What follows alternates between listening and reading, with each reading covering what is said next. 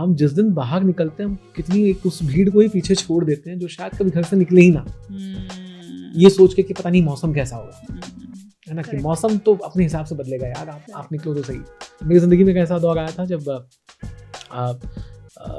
पिताजी को heart attack, paralysis, cancer सब साथ में हो गया था, और एक वक्त तो वो था कि जब मेरे पास उनकी चिता जलाने के भी पैसे नहीं थे। When he died, the second thought in my mind कि यार कोई तो रिश्तेदार समझ ले कि कि हमें कुछ चीज़ें करनी, बिकॉज इस वक्त मेरे जेब में उतनी भी नहीं है कि मैं स्पॉन्सर कर पाऊँ। एंड उस समय जब वो अस्थियाँ जब हम ले जा रहे थे ट्रेन में बहाने के लिए, तो किसी ने अपने स्पीकर फोन पे ये हौसला गाना बजा दिया, ये हौसला कैसे रुके। तो एवरी टाइम आई रिप्ले, वो गाना मैं सुनता हूँ तो मेरे सामने पूरा दौर चल पड़ता है। एक छोटा सा पैम्पलेट जो है जो मुझे कॉलेज में मैंने किसी के हाथ से ले लिया था, वो 14 साल बाद वजह बना कि मैंने बीपीओ छोड़ दिया। Were you scared at that point when you wrote that email? बहुत मिक्स फीलिंग्स थी कि बोलते कहते ना कि यार नौकरी छोड़ने के बाद जो होगी उस तन्हाई का क्या, सपने तो पूरे होंगे पर ईएमआई का क्या। What is the reason of unhappiness in life? मेरे ख्याल से सबसे पहली चीज़ है कि आप ये भूल जाते हैं कि आपने पाया कितना। हमारी दौड़ जो है ज़िंदगी की इसी बात पे लगी हुई है कि क्या क्या नहीं मिला, और वो क्या क्या नहीं मिला जितना बड़ा होते जाएगा वो आपको अंदर से वो एक खाली जगह बनाता जाएगा। We keep on chasing happiness, right? We keep looking for happiness, and in that quest we forget that we can also create it. अगर सभी लोग ढूंढ रहे हैं तो किसी ना किसी को तो क्रिएट करना पड़ेगा ना। और ये हम भूल जाते हैं कि क्रिएट करने की पावर हर किसी इंसान के पास है अपने अपने लेवल पे। हमारे लिए बहुत अपने आप को यकीन दिलाना मुश्किल होता है कि हम सामने वाले की चीज से जेलस इसलिए क्योंकि शायद वो बढ़िया है। कि द मोमेंट आप किसी को अप्रिशिएट कर देते हैं आप उससे जेलस नहीं हो सकते। जब आप किसी को ब्लेस कर दो या किसी के बारे में अच्छा सोच लो, फिर आपके अंदर जेलसी कहीं ना कहीं मर जाती है। जिस दिन आप अपने सबसे मुश्किल डर का जवाब दे देते हैं फिर आपको कोई नहीं रोक पाता, क्योंकि आपने सोच ही लिया है कि वाहियात चीज क्या हो सकती है आपके पास और उसका बैकअप तैयार कर लिया।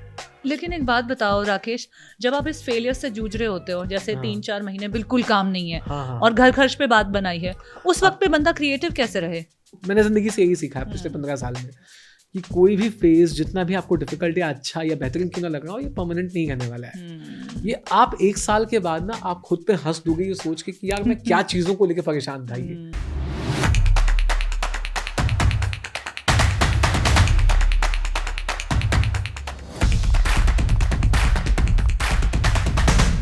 Hi everyone, welcome to the Journey Within podcast with me, Shobha Rana. This is a podcast where we try to delve into conversations about our inner world. The Journey Within podcast का मकसद क्या है, हम ये क्यों कर रहे हैं? मुझे आप में से काफ़ी लोगों के सजेशंस आते हैं कि हमें इन कॉन्वर्जेशंस को छोटा कर देना चाहिए, 20 से 25 मिनट। लेकिन मुझे लगता है जब भी हम कोई डीप बातें करते हैं ना, वो इतने छोटे समय में शायद उनको समेटना काफ़ी मुश्किल हो जाता है। तो हमारी कोशिश इस पॉडकास्ट के थ्रू ये रहती है कि मैं बिल्कुल रियल कॉन्वर्जेशंस आपके सामने ला सकूं, किसी की ज़िंदगी का पूरा निचोड़, उसके 15-20 साल का एक्सपीरियंस, और वो ज़िंदगी को जीते कैसे हैं, ज़िंदगी को महसूस कैसे करते हैं। सिर्फ ये नहीं उनकी ज़िंदगी में हो क्या रहा है, क्योंकि हमारी ज़िंदगी का जो एक्सपीरियंस है ना, वो हमारे साथ जो हो रहा है वो नहीं है। क्योंकि अगर ऐसा ही होता तो जिसके साथ सब चीज़ें अच्छी हो रही, उनका एक्सपीरियंस और उनकी मेंटल हेल्थ और इमोशनल हेल्थ तो हमेशा अच्छी होनी चाहिए। बट क्या ऐसा रियली होता है? तो हम इस तरह की बातें करते हैं अपनी इमोशनल हेल्थ को लेकर, इमोशनल क्वोशंट को लेकर, अपने इमोशंस को समझना, अपने आप को जो हम कहानी कह देते हैं और फिर उस कहानी को जीने लगते हैं किसी सिचुएशन या किसी इंसान के बारे में।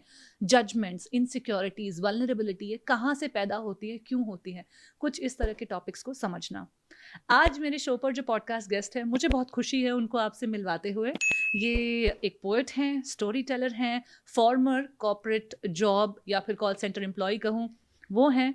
इन्होंने कई साल लोगों से टेलीफोन पर ये पूछा how can I help you, और उसके बाद इतने हेल्पलेस हो गए कि मतलब इनको एक समोसे में भी कविता नजर आने लगी। तो चलिए इनकी कहानी सुनते हैं इनकी ज़बानी। Please welcome with me Rakesh Tiwari. Hello Shobha ji, है ना। ये मैं कहूँगा कि यार इंट्रो का जो ये जो तोहफा था ये बहुत अच्छा है, और पॉडकास्ट तो ही पर आपका सोफा बहुत अच्छा है। देखिए आते ही इन्होंने अपने रंग बिखेरना यहाँ शुरू कर दिया है। ये सोफा मतलब मेरे अंदर की जो एक सिमी गरेवाल है वो एक्टिवेट हो जाती है कि so when you're having a conversation with someone like Shobha, so you need to set your hands folded and talk in a low mood. Yeah, you just called me a Sonia the HR. He said, "Who's this Sonia the HR from Delhi?" And I was like, "Okay, I'm looking like a Sonia the HR." महंगे company की जो MNC वाली जो high head HR होती है ना, जिसके बारे में माहौल बनाया जाता है कि सोनिया मैम आएंगी, उनके सामने अच्छे से पेश आना है, सबसे जिंदगी की बेहतरीन इंग्लिश बोलनी है तुम्हें।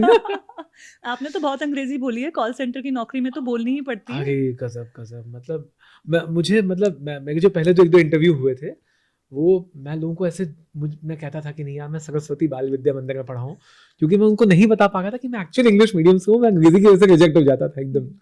और फिर वो जो पुराने क्लीशे मेथड्स होते हैं ना कि भाई अंग्रेजी न्यूज़पेपर पढ़िए और just imagine your conversations in English से ना, रोल योर आर्स, तो वो सब कर करके कैसे इंटरव्यू क्रैक किया मैं नहीं जानता। तो मेरे जो पहले जो 6 महीने थे कॉल सेंटर में, वो बिल्कुल गेस वर्क पे जाते थे। अच्छा।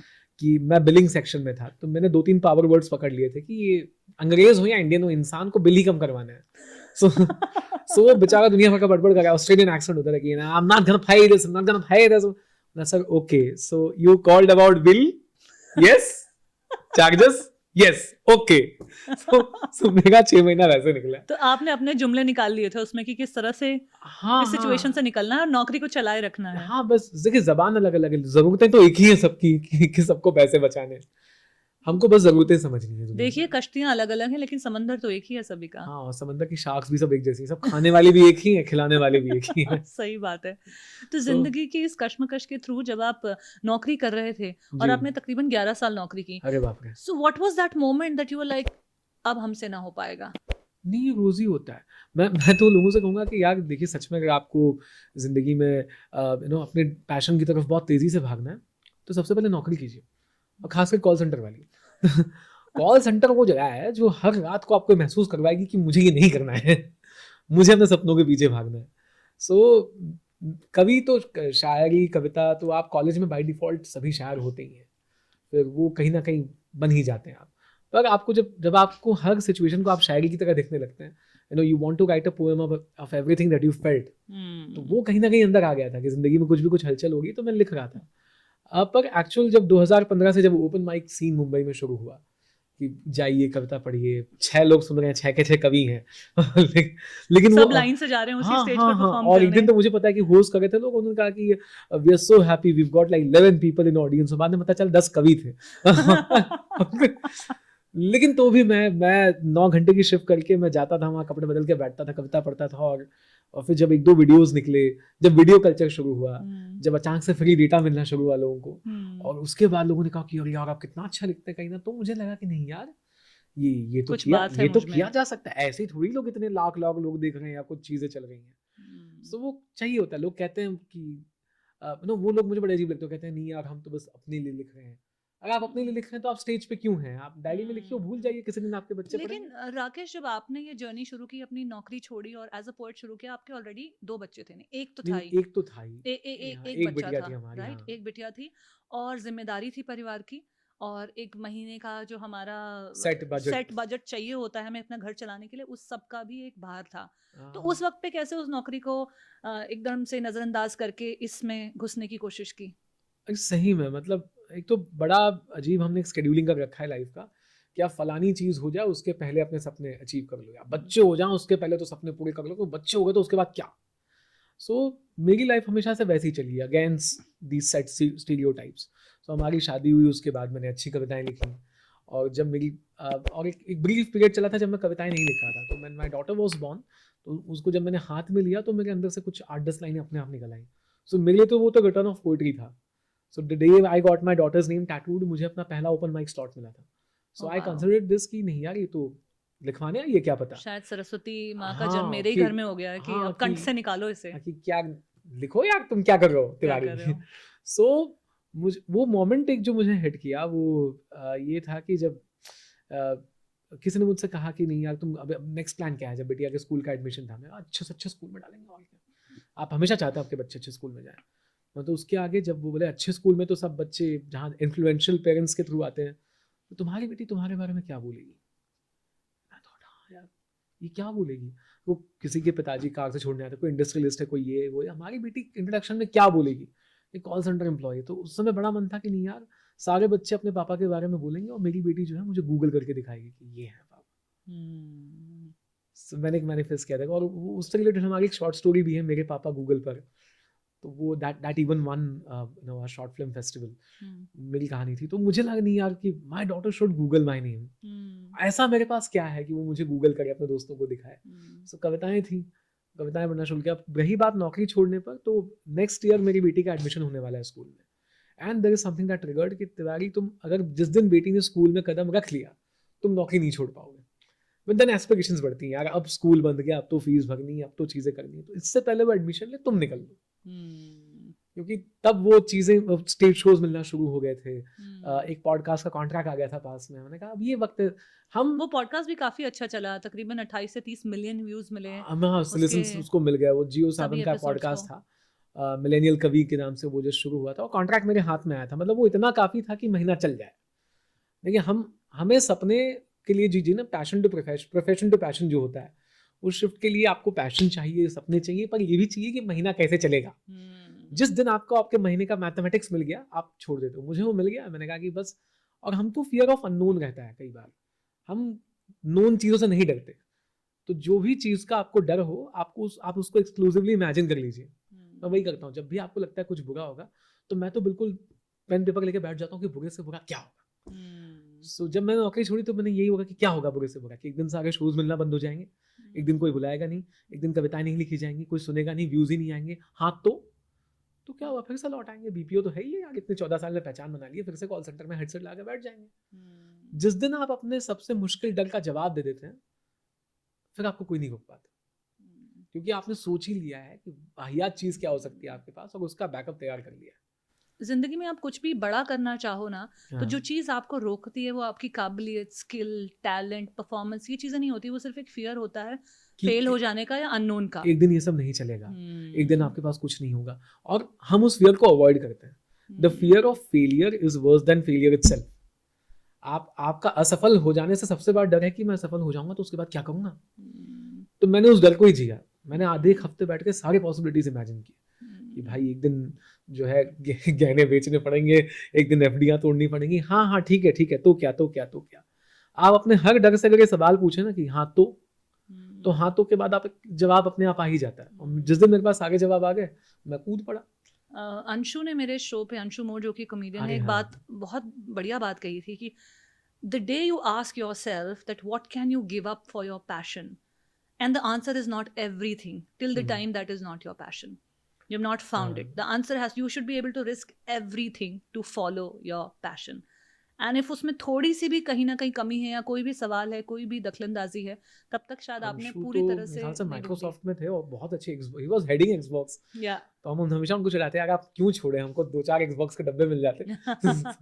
बट देन वो एक चीज होती है। और सेकेंडली, लेकिन कुछ इस तरह का पागलपन ही होता है ना कि मैं आज जहाँ भी हूँ, जो भी हूँ, मेरी जो भी ज़रूरतें हैं, मैं सबको ताक पे रखने को तैयार हूँ, क्योंकि मेरी अंदर की जो आवाज़ है ना, इसे सुनना आज बहुत ज़रूरी हो गया है। और वो कहीं ना कहीं आपको एक कॉन्शियसनेस आ जाती है कि अब आप 2 नाव पे सवार नहीं हो पा रहे हैं। अब चीज़ें पहले आप उसको, जब तक आप उसके एज अ हॉबी चला रहे हैं, वो चल रही है, पर एक वक्त ऐसा आता है कि जब ना आप इसको जस्टिस दे पा रहे, ना 2 नाव में आपके पैर हो, दोनों ही डूब रही हैं, और आपके अंदर कहीं आता है कि नहीं, आप मुझे किसी एक चीज़ के साथ इंसाफ करना है। ये चीज़ मैंने अपनी ज़िंदगी से सीखी है कि जब तक आप किसी चीज़ को हॉबी के जैसे चलाते हैं ना, वो हॉबी ही बन के रह जाती है। फिर आप सोचते हैं मुझे इसमें उतनी सक्सेस क्यों नहीं मिल रही है, ये चीज़ वहाँ क्यों नहीं पहुँच रही जहाँ मुझे जाना है, क्योंकि शायद आपके लिए विजन उतना क्लियर नहीं है। करेक्ट। आप अपने आप को ये स्टोरी कह रहे हैं कि हाँ मैं बहुत बड़ा ये बन जाऊंगी, या मैं ये कर लूंगी, या मुझे इसमें ये सक्सेस मिल जाएगी, लेकिन शायद कहीं आप उस स्टोरी से खुद ही कन्विंस नहीं है, तभी तो you are not ready to risk anything and everything for it. एक और चीज़ आती है इसमें कि जो हमारी जो मिडिल क्लास अपब्रिंगिंग है, जो हमारे अंदर वो इम्बाइब किया गया है कि सुनो कि घोंसले बना के जो है फिर उड़ान के लिए निकलना है आपको, अपनी सारी तैयारी कर लेनी है तुमको, है ना, कि और सूखी रोटी मिल गई तो खाओ, घी की रोटी खाने जाओगे तो सूखी भी छिन जाएगी। वो सारा इम्बाइब कर दिया गया आपके अंदर कि बहुत बड़े सपने मत देखो, उतनी लंबी उड़ान मत करो, है ना, कि अरे और सब कुछ छोड़ के तो मत ही जाओ, क्योंकि लोग बर्बाद हो चुके हैं। आपके पास बर्बादी वाले एग्जाम्पल्स बहुत पड़े हैं पूरी फैमिली में, पर कोई ये नहीं बताता कि अरे नहीं यार, फलाने इंसान ने सब कुछ छोड़ के गया और उसने बहुत कुछ बना लिया। तो वो क्योंकि इतना डीपली इम्बाइब्ड है, तो मुझे दिमाग में बहुत ये क्लियर था कि नहीं यार, कम से कम 1-2 साल का बैकअप तो होना चाहिए। तो मैंने अपनी मैथमेटिक्स कैलकुलेट की कि सैलरी क्या है इनटू 24x। तो ये जब तक मेरे पास इतना बैकअप नहीं होगा, मैं नौकरी नहीं छोड़ूंगा। जिस दिन वो बना, तो वो बनाने में मुझे 11 साल लग गए। प्रैक्टिकलिटी जो है वो आड़े आ जाती है आपके सपनों के, हमेशा, है ना, हमेशा। और जितनी आपकी उम्र बढ़ती जाती है, उतना ही प्रैक्टिकलिटी आपको अपने, कहते हैं ना, बाहों में भर लेती है और कस के पकड़ लेती है कि बस अब यही है तुम्हारी जिंदगी, क्योंकि तुम्हें आदत हो गई इस तरह से जीने की। आपकी जो जिंदगी है ना, वो आपके सैलरी साइकिल के अराउंड बन जाती है कि अब इतना नहीं है तो चल ही नहीं पाएगा भाई, मतलब इतना तो तुम्हें लाना ही है घर पे। पर वो मैं पर कैसे निकले उस प्रैक्टिकलिटी के साइकिल से? सपोज कीजिए आज कोई अगर इस कश्मकश में जूझ रहा है जिससे आप और मैं भी गुजरे हैं, तो how to break that cycle? आपका क्या मंत्र है उसके लिए? देखिए, आपको ना अपने सपनों से सवाल नहीं करना है। सबसे जो बुरी चीज़ हम करते हैं, आई टेल ऑलवेज़ पीपल कि सबसे the worst thing that you do to your dreams is you question. And आप कहीं बैठे हैं और आप मतलब चाय-वाय पी के बगल से ऑडी गई, है ना? तो इससे पहले कि कोई और बोले कि ऑडी को क्या देख रहा है, आप खुद को दे देते कि अरे भाई पहले सैंट्रो तो खरीद लो, बड़ा तुमको ऑडी चलाना है। तो किसी ने कुछ नहीं कहा, आपने अपने आप से सवाल कर लिया।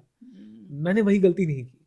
मैं हर रात जब कॉल लेता और मैं कभी कोई बुरा कॉल जा रहा है, नींद आ रही है, मैं हेडसेट कई बार पटक देता और मैं अपने आप से यही कहता कि यार तिवारी इतना याद रखो कि तुम सिर्फ कॉल लेने के लिए नहीं बने हो। तुम जो अचानक हफ्ते के बीच में कविता लिखते हो और लोग रो पड़ते हैं, लोग हंस पड़ते हैं सुन के, ये तुमको इसलिए तो नहीं मिला है कि एक दिन तुम TCS से जो है ग्रेचुइटी का सर्टिफिकेट लेके निकलो कि भाई क्या एम्प्लॉय था जो 50 साल तक था यहाँ पे।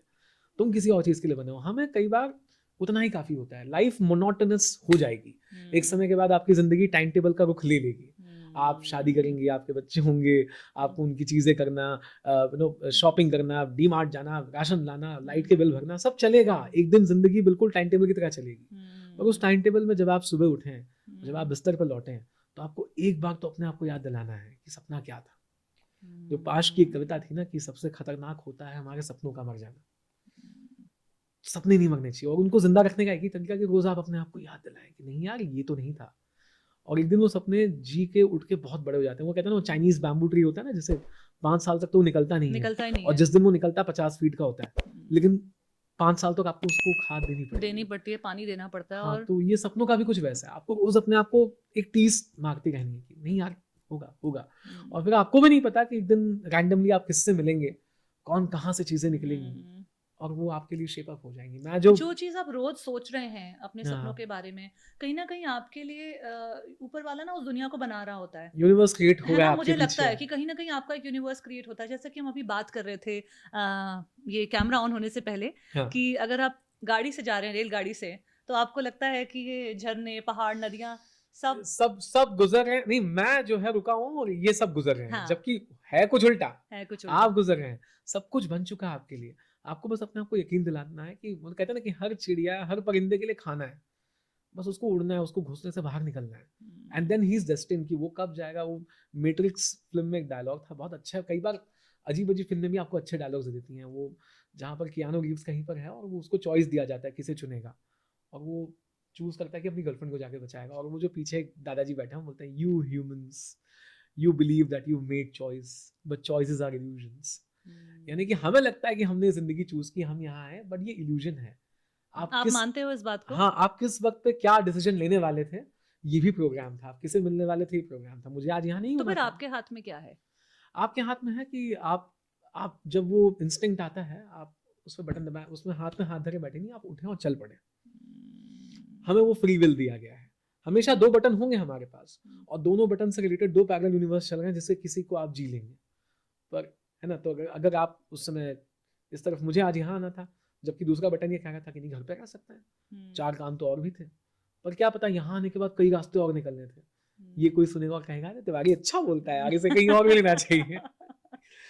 हम बहुत मैं तो, मेरे पास एक कहानी भी कि एक छोटा सा पैम्पलेट जो है, जो मुझे कॉलेज में मैंने किसी के हाथ से ले लिया था, वो 14 साल बाद वजह बना कि मैंने BPO छोड़ दिया। तो वो पैम्पलेट था एक RJ हंट का। तो मैं कोई कॉलेज फेस्टिवल में गया था जहाँ मैं नहीं जीत पाया था RJ हंट, और बाहर निकलते वक्त इंस्टीट्यूट वालों ने मुझे पैम्पलेट पकड़ा दिया था कि सर, और मैंने बहुत गुस्से में कि मैं इसका प्लेन बना के जलाऊंगा, मैंने उसे अपने बैग में डाल लिया था। कट टू मेरे अपने कॉलेज में जब फेस्टिवल हुआ तो उन्होंने कहा कि सर हम कुछ कर सकते हैं, तो मैंने वो पैम्पलेट निकाल के उन्हें दे दिया। वही RJ हंट हमारे कॉलेज में हुआ, वो मैंने जीता। उस RJ हंट के क्लास में जो एक बंदा था, वो 10-11 साल बाद मेरी कविता सुनता है, जो कि JO7 में है, and then he offers me this podcast. So ना मैं वो पैम्पलेट लेता, ना मैं वो RJ हंट जीतता, ना मुझे ये साहब मिलते जो 10 साल बाद वजह बनते मेरी नौकरी छोड़ने की। सो कैसे एक पैम्पलेट भी रोल प्ले कर रहा है। हम कई बार रैंडम चीजों को इग्नोर कर देते हैं। पैम्पलेट से मुझे याद है, मेरी जिंदगी भी एक पैम्पलेट से बदल गई। क्योंकि जब मैं कॉलेज में थी, हम्म। मैंने भी बाय द वे आरजेइन का ऑडिशन दिया था। कोई हंट में पार्टिसिपेट नहीं किया था, लेकिन उस टाइम पे आरजेइन के ऑडिशन हुआ करते थे। हाँ, और जिसके बाद भी थोड़ी बहुत अच्छी आवाज है तो सारे दोस्त कहते हैं तुझे तो आरजे बनना चाहिए भाई। दोस्तों ने कहा या नहीं कहा, बट मेरे सपने थोड़े अटपटे से बचपन से थे। हाँ, मुझे कभी बहुत सेट पैटर्न में जो चीज़ें होती है वो नहीं करनी थी। जब कॉलेज हो रहा था मैं बहुत सारे एक्सपेरिमेंटेशन करती रहती थी, दूसरी दूसरी छोटी मोटी नौकरियां कर लेना। कहीं से 300 रुपए आ गए, कहीं से 400 रुपए आ गए। भाई साहब वो जो फील होता था भाई। ऐसा लगता था I am at the top of the world, you know, हाँ एक हाँ, अपने आप को इंडिपेंडेंट बनाने की। और फिर वो नोट को 6-6 घंटे देखना कि ये अब बनूंगा और मैं फिर कई करोड़पति। महीने 1,500-2,000 रुपए इकट्ठा करके सरोजनी नगर जाना, और वो 50 रुपए की टी शर्ट और वो 70 रुपए का ये और वो और लेना। वो फील और लोगों को बताना कि मैंने कमाई है। हाँ, मैंने कमाया है, मुझे मिला नहीं है। और अपने भाई के लिए खरीदा, अपनी माँ के लिए खरीदना। आज तक भी मेरे घर में कोई शॉपिंग नहीं जा पाता, क्योंकि मैं बचपन से उनके लिए मैं ही ये काम करते हुए आ रही हूँ, वाह। है ना? तो पैम्फलेट का किस्सा कुछ इस तरीके का था कि मेरी एक स्कूल की फ्रेंड होती थी। उसने बोला, यार शोभा, तुझे तो कुछ भी पार्ट टाइम जॉब्स करने का इंटरेस्ट है, तो एक जॉब है, करेगी? मैंने बोला क्या है? तो उसने कहा कि नेहरू प्लेस में ना खड़े होके पैम्फलेट्स बांटने हैं। उस भीड़ वाली जगह में। उस भीड़ वाली जगह में, जहाँ पे सिर्फ वही लोग आते थे जिनको स्पेयर पार्ट चाहिए होता था, लैपटॉप रिपेयर कराना है, मोबाइल रिपेयर कराना है। और मतलब ये तो आपका टीजी था ही नहीं। 95%, 98% मैन, या 100% भी कहूँ तो शायद गलत नहीं होगा। तो मैंने आई कहा, can imagine all sort of things. And it was जून जुलाई, भीषण गर्मी दिल्ली की, मतलब 45-48 डिग्री का टेम्परेचर। मैंने कहा हाँ करेंगे, बिल्कुल करेंगे। तो मैं पहुंच गई, क्योंकि एक दिन के 600 रुपए मिल रहे थे। 6 दिन मैंने ये नौकरी करी, और वहाँ पे पैम्फलेट्स बांटना, और कोई आपको हाथ लगा के जा रहा है, कोई घूर के जा रहा है, आप अनकंफर्टेबल भी हो रहे हो, बट आप उस सिचुएशन को फाइट करके अपना जॉब बढ़िया तरीके से कर रहे हो, क्योंकि आपकी I is on the price. क्योंकि मुझे कोई करियर तो बनाना नहीं था पैम्फलेट बांटने में। 3,600 रुपए थे भाई, दांव पे लगे हुए थे। पैसे कमाने थे बस, हाँ। ठीक है। वो कर लिया। तो वहां से मेरी इस फ्रेंड को समझ में आ गया कि यार ये लड़की पैशनेट है। फिर उसके बाद 2-3 महीने बाद उसको कोई ऐसी अपॉर्चुनिटी आई जहाँ पे उसके किसी फ्रेंड को, वो इवेंट सर्किट में जानती थी लोगों को, तो उसको कोई ऐसी अपॉर्चुनिटी आई कि यार एक इवेंट पे एक होस्ट चाहिए, कोई मिल नहीं रहा है, अब बताओ किसको पकड़े। हम तो सबकी उसने जिंदगी कहा वहीं से शुरू हुई कि कोई किसी को मिला नहीं और हम मिल गए उनको। और हम मिल गए। तो शायद हमारी जिंदगी ऐसे ही प्लान होती है हाँ ना। हाँ हाँ। तो उसने कहा कि यार मैं आपको बताती हूँ एक लड़की, आप उसको ले लो। और मैं रहती थी द्वारका में, और नेहरू प्लेस में ये ऑफिस था जहाँ पे। तो उसने कहा कि यार ऐसे ऐसे है, मेरा दोस्त है, उसका एक इवेंट है, तू करेगी? मैंने कहा हाँ बिल्कुल करूँगी। तो फिर उसने कहा उस बंदे को फ़ोन कर ले, इवेंट मैनेजर को। मैंने कहा मेरे फ़ोन में ना बैलेंस नहीं है, अरे तो वो बैलेंस, तो वो तू उसको बैलेंस बोल कि वाला मुझे युग था। फ़ोन करे। हाँ हाँ हाँ। तो उस इवेंट मैनेजर ने मुझे फ़ोन किया है कि यस शोभा स्पीकिंग, यस हाँ आपको ये ऐसे ऐसे इवेंट करना है, ऐसे मॉल में खड़े होकर एंकरिंग करनी है, कर लोगे? मैंने कहा हाँ कर लूंगी, पहले कभी किया है? नहीं किया है। एक तो काम क्या? करो, आप ना हमारे ऑफिस आ जाओ। हाँ। शाम के 5:30-6 बज गए हैं बात होते होते, मैं ऑफिस आ जाऊँ? द्वारका से नेहरू प्लेस 1.5-2 घंटे, ब्लू लाइन बस चलती थी उन दिनों। तो मैंने कहा यार इतनी दूर आपका ऑफिस है? तो उन्होंने कहा नहीं नहीं, ऑफिस तो आना पड़ेगा, क्योंकि वो शायद डर रहे थे कि नई लड़की पता नहीं कल आए ना आए, धोखा दे दे। और उस टाइम पे बड़ा कॉमन था फोन बंद कर देना, कोई आपको, कोई आपकी फेस नहीं कर क्रेडिबिलिटी पाएगा। तो है नहीं ना मार्केट में, आपका कोई नाम नहीं है जो ताक पे रखा हुआ है, राइट? तो अगर आप फोन बंद करके सोते भी रहे तो दे कांट ट्रैक यू। तो उनको था कि how serious is she, because they couldn't जज me by how good I was, there was nothing to showcase, I had no resume. तो दे साइड कि आपको आना तो पड़ेगा। अब बात करते करते 6:30, मम्मी से पूछते, परमिशन लेते 6:45-7 बज गए। मैंने कहा अब मम्मी जाना तो पड़ेगा, देखो बहुत जोर की आवाज आ रही है यहाँ से, और कि पैसे भी 1,500 रुपए मिलने वाले हैं। बताओ 1,500 रुपए तो छोटी हाँ, बात है। बहुत बहुत बड़ी बात थी मेरे लिए, क्योंकि एक महीने के मैं 350 कमाती थी एक बच्चे को ट्यूशन पढ़ा के। हाँ। मैंने कहा मम्मी ये तो अटेंड करनी पड़ेगी कॉल, भाई जाना पड़ेगा। तो मम्मी ने कहा यार ठीक है तू जा फिर। थोड़े पेरेंट्स भी जब आप बहुत तंगी देखते हैं ना, शायद बोल्ड हो जाते हैं। हमारे पेरेंट्स ने कभी और हमें ओवर प्रोटेक्ट करने की कोशिश नहीं की, ये बस छोड़ बहुत दिया। जरूरी बात है कि हम्म। वो हम उनको छोड़े उससे, मतलब जाकिर भाई ने कहा था ना कि हम उनकी उड़ान से डरते हैं बच्चों की। हाँ, तो मेरी दुनिया भर के चीज़ें होती रहती हैं, ये केस आ गया, वो आ गया, बट मेरे माँ-बाप शायद उन चीज़ों से कभी डरे नहीं। तो उन्होंने कहा कि जाओ। मैं घर से निकली 6:45-7 बजे के वक़्त में, बाहर बस स्टॉप पे गई, एक बस पकड़ी, वहाँ 8 साढ़े 8 पौने 9 के करीब पहुँची वहाँ नेहरू प्लेस। उन्होंने मेरे इंटरव्यू के तौर पे सिर्फ मुझे देखना था, कोई इंटरव्यू नहीं था, कुछ नहीं था, because they really wanted someone to come on board for the next day. They had no one, no option, and they had to show a face to the client. तो दे सेड कि हाँ, 2-3 लाइनें मैंने English में बोली, जैसी मुझे आती थी वैसी। उन्हें जैसी सुननी आती थी उन्होंने समझी, और उन्होंने कहा ठीक है जी कल आ जाइए, आपके घर पे गाड़ी भेज देंगे। सुबह एक गाड़ी आ गई जिसमें 3-4 लोग प्रमोटर्स जो होते हैं, जो हाँ बाकी काम करते हैं, पैम्फलेट बांटते हैं जो हाँ लोग, हाँ हाँ वो हाँ। 3-4 लोग भर के ले आए मेरे घर पे सुबह 8 साढ़े 8 बजे, और मैं अपने ज़िंदगी के पहले इवेंट पर गई।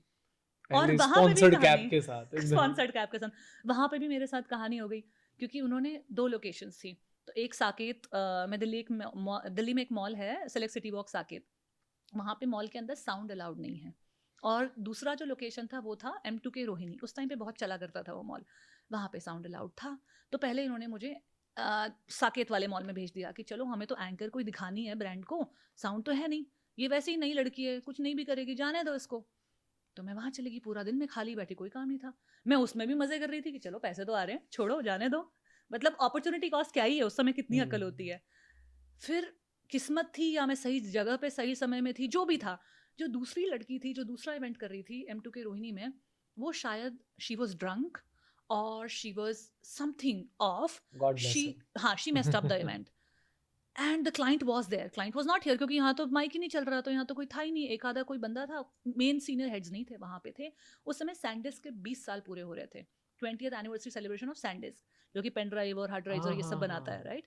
तो उन्होंने कहा भैया यहाँ तो बहुत कांड हो गया, तो उन्होंने फ़ोन किया, भाई इस लड़की को यहाँ भेजो। तो फिर मुझे वहाँ से वहाँ ट्रांसपोर्ट किया गया, इमीडिएट। और फिर वहाँ पे जो हमने मॉल में माइक लिया, तो शुरू में खुद को ही नहीं पता था कि यार मैं कर लूंगी ऐसा। हम कई बार खुद को सरप्राइज कर देते हैं। मैं इतना चौंक गई थी अपनी उस परफॉर्मेंस से कि मैं लोगों से बात कर रही हूँ, मैं लोगों को बुला रही हूँ, लोग आ रहे हैं, मैं प्राइजेस बांट रही हूँ, वाह क्या मजा आ रहा है यार, मतलब, और इसके पैसे भी मिल रहे हैं at the end of the day, वाह। वो कहते हैं ना बिगिनर्स लक होता है कि when you first play cards you win.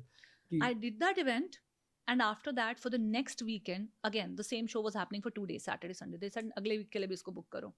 मैंने उनके साथ अगले हफ्ते भी काम किया। फिर वहाँ से मुझे किसी ने किसी का कार्ड दे दिया, बहुत झिझकते सोचते बूझते उसको 15-20 दिन बाद फ़ोन कर लिया, कुछ उसने मदद कर दी, कहाँ से कुछ ऐसी सिचुएशंस लोग जुड़ते चले जाते हैं, आपको भी नहीं पता चलता, नहीं पता चला।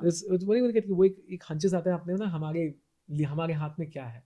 आपके हाथ में वो था कि आप उस दिन फोन कॉल पे 6:30 बजे आप घर से निकलते या नहीं निकलते। आप ये भी सोचते कि 1,500 में चलो क्या ही हो जाएगा, अपने रात को बुला रहा, पता नहीं कौन है, क्या इरादे, मतलब वो आपके हाथ में। लेकिन डर से बड़े जब आपके सपने हो जाते हैं ना और आपकी हिम्मत हो जाती है। हाँ, डर तो था ऑब्वियसली, इतनी रात को आप जा रहे हो ब्लू लाइन में, आप जब 9 बजे वहां पहुंचोगे तो घर तो 11 बजे पहुंचोगे। बिल्कुल सही बात। अकेली लड़की, I was only 19 years old at that point and had no exposure। और कहीं ना कहीं मुझे लगता है नो एक्सपोजर होना ना बड़ी सही बात होती है, क्योंकि क्या होता है कि आपकी खुद से भी तो उम्मीद नहीं होती ना, बिल्कुल। जब आप बहुत कुछ काम कर लेते हैं तो आपको लगता है कि नहीं यार ऐसा काम तो मैं इससे कम तो नहीं करूंगा। कैलकुलेट करने के लिए कोई फ्रेम ऑफ रेफरेंस ही नहीं है ना। हाँ, अब जो होगा आपके लिए बोनस हो जाएगा। अगर हो गया तो, और नहीं हुआ तो खराब एक्सपीरियंसेस तो बहुत सारे हैं लाइफ में, क्योंकि जो आप कर रहे थे वो तो आप कर ही रहे थे। और अगर कुछ खराब एक्सपीरियंस हो भी गया तो बहुत सारे हैं लाइफ में, एक और सही मतलब क्या है, एडिशन हो जाएगा। हाँ, कुछ बहुत भयानक ना हो जाए, बट छोटे मोटी गलतियां, फेलियर, थोड़ा शेम और ये सब तो चलता रहता है लाइफ का पार्ट एंड पार्सल। मतलब हम ना कई बार मुझे लगता है कि हम कहाँ नहीं पहुंचे कि चिंता में या कि डर में ना कई बार ये सोचना भूल जाते हैं कि हम कितनी दूर आ गए हैं। हम जिस दिन बाहर निकलते हैं हम कितनी उस भीड़ को ही पीछे छोड़ देते हैं जो शायद कभी घर से निकले ही ना, ये सोच के कि पता नहीं मौसम कैसा होगा, है ना, कि मौसम तो अपने हिसाब से बदलेगा यार, आप निकलो तो सही। और हम कुछ ही लोग हैं जो निकल पाते हैं, and but then we always live in this constant void कि क्या क्या नहीं मिला। अरे पर जो मिल गया वो पता नहीं, शायद आप जो जिंदगी जी रहे हैं वो किसी के लिए एक सपना भी है। मुझे कई बार अभी डीएम्स आ जाते हैं पुराने कॉल सेंटर दोस्तों के, कि जब भी तुझे देखते हैं, तेरा वीडियो देखते हैं तो लगता है कि एक दिन शायद हम भी नौकरी छोड़ देंगे। And that's what keeps me going कि यार सच में, मतलब मैं कहाँ इतने वॉइड में जी रहा हूँ कि नहीं यार इवेंट नहीं आ रहा, ये नहीं आ रहा, वो नहीं आ रहा, पर जो मैं जी रहा हूँ ये किसी के लिए एक सपना है। वो शायद रोज कम्यूट करते करते मेरी कोई वीडियो देख के सोचता होगा यार एक दिन ऐसी वाली जिंदगी जीनी है, और मैं वो जी रहा हूँ। मैं शायद वो जिंदगी जी रहा हूँ जो मैं खुद इमेजिन करता था। हमारा रात को 2:30 बजे पिकअप होता था, 4:30 बजे की शिफ्ट के लिए, ऑस्ट्रेलियन शिफ्ट है, रात को 1-1, 2-2 बजे उठाया जा रहा है घर से। और आज उन्हीं रास्तों पे कभी फ्लाइट पकड़ने जा रहे हैं क्योंकि कहीं स्पॉन्सर्ड शो है आपका। तो मुझे आज भी याद है कि मेरा बचपन का दोस्त है रोहित, तो वो IT फील्ड में है। तो IT फील्ड में ऐसा होता है कि कहीं ना कहीं आपको एक दिन ऑन साइट का मौका मिलता है कि आप बाहर जाते हैं। मैं इंजीनियर हूँ तो मैं बखूबी जानती हूँ जो आप कह तो रहे हो। वो उनका सपना होता है ऑन साइट। तो मैंने रोहित को कहा था, रोहित तो जिस भी दिन ऑन साइट जाएगा ना तो मुझे बताना, तो मैं तेरे कैब के पैसे मैं दूंगा, मुझे एक बार एयरपोर्ट देखना है कि कैसा दिखता है, कि T2 कैसा दिखता है। उस समय नया T2 बना था, इंटरनेशनल टर्मिनल मुंबई का। मुझे ना ऐसे गूज बम्स हो रहे हैं क्योंकि हम कितने छोटे छोटे सपने लेकर जी रहे होते हैं। मुझे बस T2 देखना है कैसा, मैंने ऐसा फिल्मों में देखा है, पैपराइजी वगैरह, मुझे T2 देखना है बस। और वो मेरा दोस्त ही था, बचपन के दोस्त सब जानते हैं आपके बारे में, तो उसने अपनी पूरी फैमिली को एक वैन में बिठाया और वो मुझे ऊबर में ले गया बैठा के, चल तुझे T2 दिखाता हूँ। तो वो T2 में जब उतरा उसकी पूरी फैमिली चली गई वापस, और मैं खड़े होकर देख रहा हूँ कि अच्छा यहीं से शाहरुख अंदर जाता है क्या, यहाँ से हाँ। अच्छा टीटू इतना बड़ा होता है यार, मेरे पास कोई फ़ोन क्यों नहीं जिससे मैं फ़ोटो खींचूँ। हम्म, तो मैं फोटोग्राफिक मेमोरी के जरिए खींच रहा था कि यार टीटू ये क्यों नहीं लिया मैंने आईटी, हम्म, मुझे भी अंदर से देखने को मिलता कैसा है। हाँ, और जितने बार वो दरवाज़ा खुलता मैं कुछ और झांकने की कोशिश करता कि अंदर होता क्या होगा, विदाउट नोइंग कि कई सालों बाद टीटू मेरे लिए वीकली अफेयर हो जाएगा कि नहीं यार आज यहाँ शो है, आज आईआईटी में जाना है, आज ये जाना है, आज वो जाना है। सो कई बार हम बहुत पीछे हटते हैं अपने आप को कुछ नया दिखाने से, इस डर से कि यार ये नहीं पूरा हो पाया, तो पर आप दिखाइए ना, आप अपने अपने आप को विजुअल्स देते रहिए कि किसी दिन वो सच हो तो आप जी भी तो पाएं। तो जब जब मेरी पहली फ्लाइट से जब मैंने देखा कि यार you have to board from T two, तो मैं 2 घंटे पहले पहुंचकर मैंने देखा, मैंने पीछे देखा कि यार एक दिन उसी रेलिंग पे एक लड़का खड़ा था जो सिर्फ टैक्सी का भाड़ा कभी लाके ऐसा हुआ देखने कि आया ये था। सब जीते हुए या सोचते हुए आंखें बिल्कुल नम हो गई हूँ और बिल्कुल ही अंदर से ऐसी फीलिंग हुई हो कि यार ये सच में हो रहा है मेरे साथ? हाँ, हाँ, ये आईआईटी पवई का जो गेट था, जब आईआईटी मुंबई में जहाँ पर है, वहीं राइट साइड में समझ लीजिए आईआईटी का टर्न है, और लेफ्ट साइड से जाता है एक लेन जाती है हीरानंदानी पवई में, टीसीएस का ऑफिस था। तो मैं हमेशा से, क्योंकि वो लाइटिंग इतनी अच्छी लगी होती थी, तो मैं हमेशा से ऐसे, मैं कैब की इस तरफ बैठा होता था, तो मेरा टीम लीडर होता था साथ में, तो मैं ऐसे देखते हुए जाता था उस आईआईटी के गेट को। बोलता तिवारी तो घूस क्या देखता है इसको, मतलब कि ऐसे, मैंने कहा, नहीं यार बड़ा अच्छा लगता है, ऐसा लगता है कभी जाऊँ अंदर। बोलता देख तिवारी, ना तो अपन ने वैसी पढ़ाई की है, ना ऐसी जिंदगी है, अपन कहाँ आईआईटी में जाएंगे। And then one recently 2 years back it happened कि उन्होंने कुछ पोइट्री स्पेशल किया, और मुझे आईआईटी से गाड़ी लेने के लिए आई थी, तो प्रॉपर गवर्नमेंट वाली गाड़ी थी, उसमें लिखा हुआ था कि आईआईटी। और मैं बिल्कुल शायद, और पहली बार ऐसा हुआ था कि मैं उस रोड पे था और मेरी गाड़ी ने लेफ्ट नहीं लिया और राइट लिया, and I enter this gate of IIT as an invited guest. वो फीलिंग ही बहुत अलग होती एंड है। दोज वर्ड्स एकोड कि यार तिवारी हमने क्या ही किया जो हम बुलाए जाएंगे अंदर। और मैं बुलाया गया था, मैंने उसका एक वीडियो रिकॉर्ड किया, मैंने टीएल को भेजा, मैंने बोला आज बुलाया गया हूँ।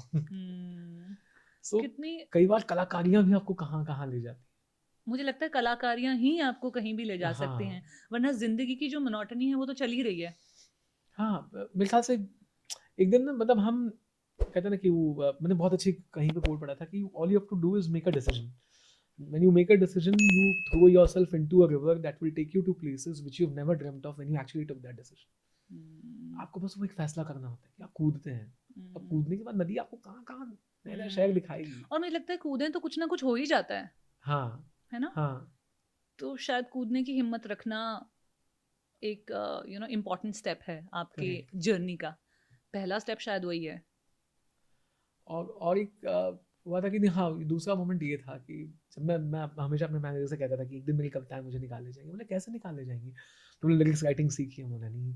स्क्रीन राइटिंग आता है? बोले नहीं। तो कैसे ले जाएंगे? बोला एक दिन ले जाएंगे, देखना, यहीं से जाऊँगा।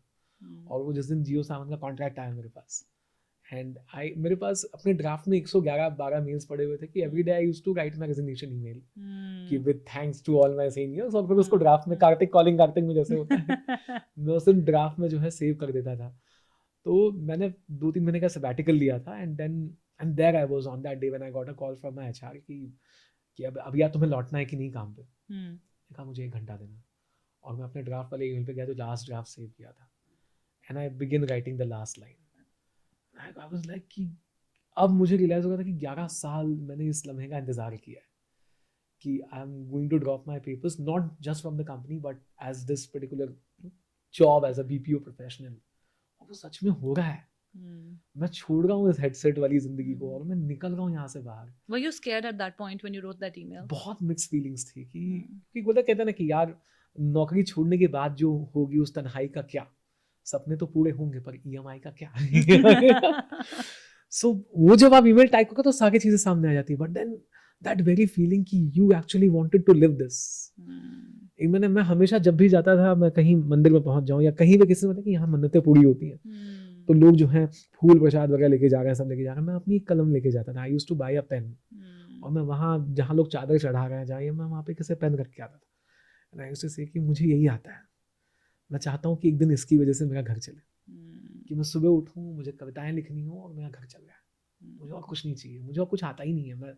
मैं बीएससी केमिस्ट्री भूल चुका हूँ, एमबीए में कर नहीं पाया, तो मुझे बस यही आता है। और जहाँ सबके फूल और बाकी चीजें पड़ी, वहाँ पे मेरी कलम पड़ी होती थी।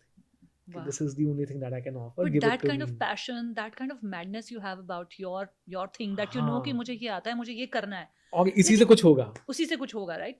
बट अपनी फैमिली को उस टाइम पे कन्विंस कर पाना, या आपका उन सपनों में आपके उन सपनों में उनका शामिल हो पाना, ये हो पाया था या फिर ये भी एक अलग लड़ाई थी? मतलब आपकी वाइफ, 2 बच्चे। देखो वो तो होता है लाइक बीइंग पहली बात तो लाइक मेरी वाइफ तो मुझे पता ही नहीं है कस्टमर मेरे ख्याल से any poet's wife should be given Paramvir Chakra after 15 years of marriage. Yourself, you're हाँ, completing 15 years हाँ, now. हाँ, 14-15 साल हो जाएगा। मैं कभी-कभी सोचता हूँ कि every morning when I get up मैं 2 चीज़ों के लिए ग्रेटफुल होता हूँ कि पहला, ये लड़की जो है घर छोड़ के भागी नहीं और दूसरा नींद में इसने मुझे बाहर नहीं फेंक दिया। Because how does she manages a mess like this? मतलब एक तो आर्टिस्टिक मेस अलग होती है, आर्टिस्ट अपनी दुनिया में रहता है, हमने मोज़े कहीं रख दिए हैं, चीज़ें कहीं रख दी हैं, चाबियाँ कहीं रख दी हैं और सुबह उठ के कविताएँ लिख रहा है उस बारे में कि चाबी जो खो गई है, क्या ज़िंदगी भी खो जाती है? So I was lucky in that term कि हमारी जो वाइफ है वो बीए लिटरेचर ग्रेजुएट हैं, BA Hindi.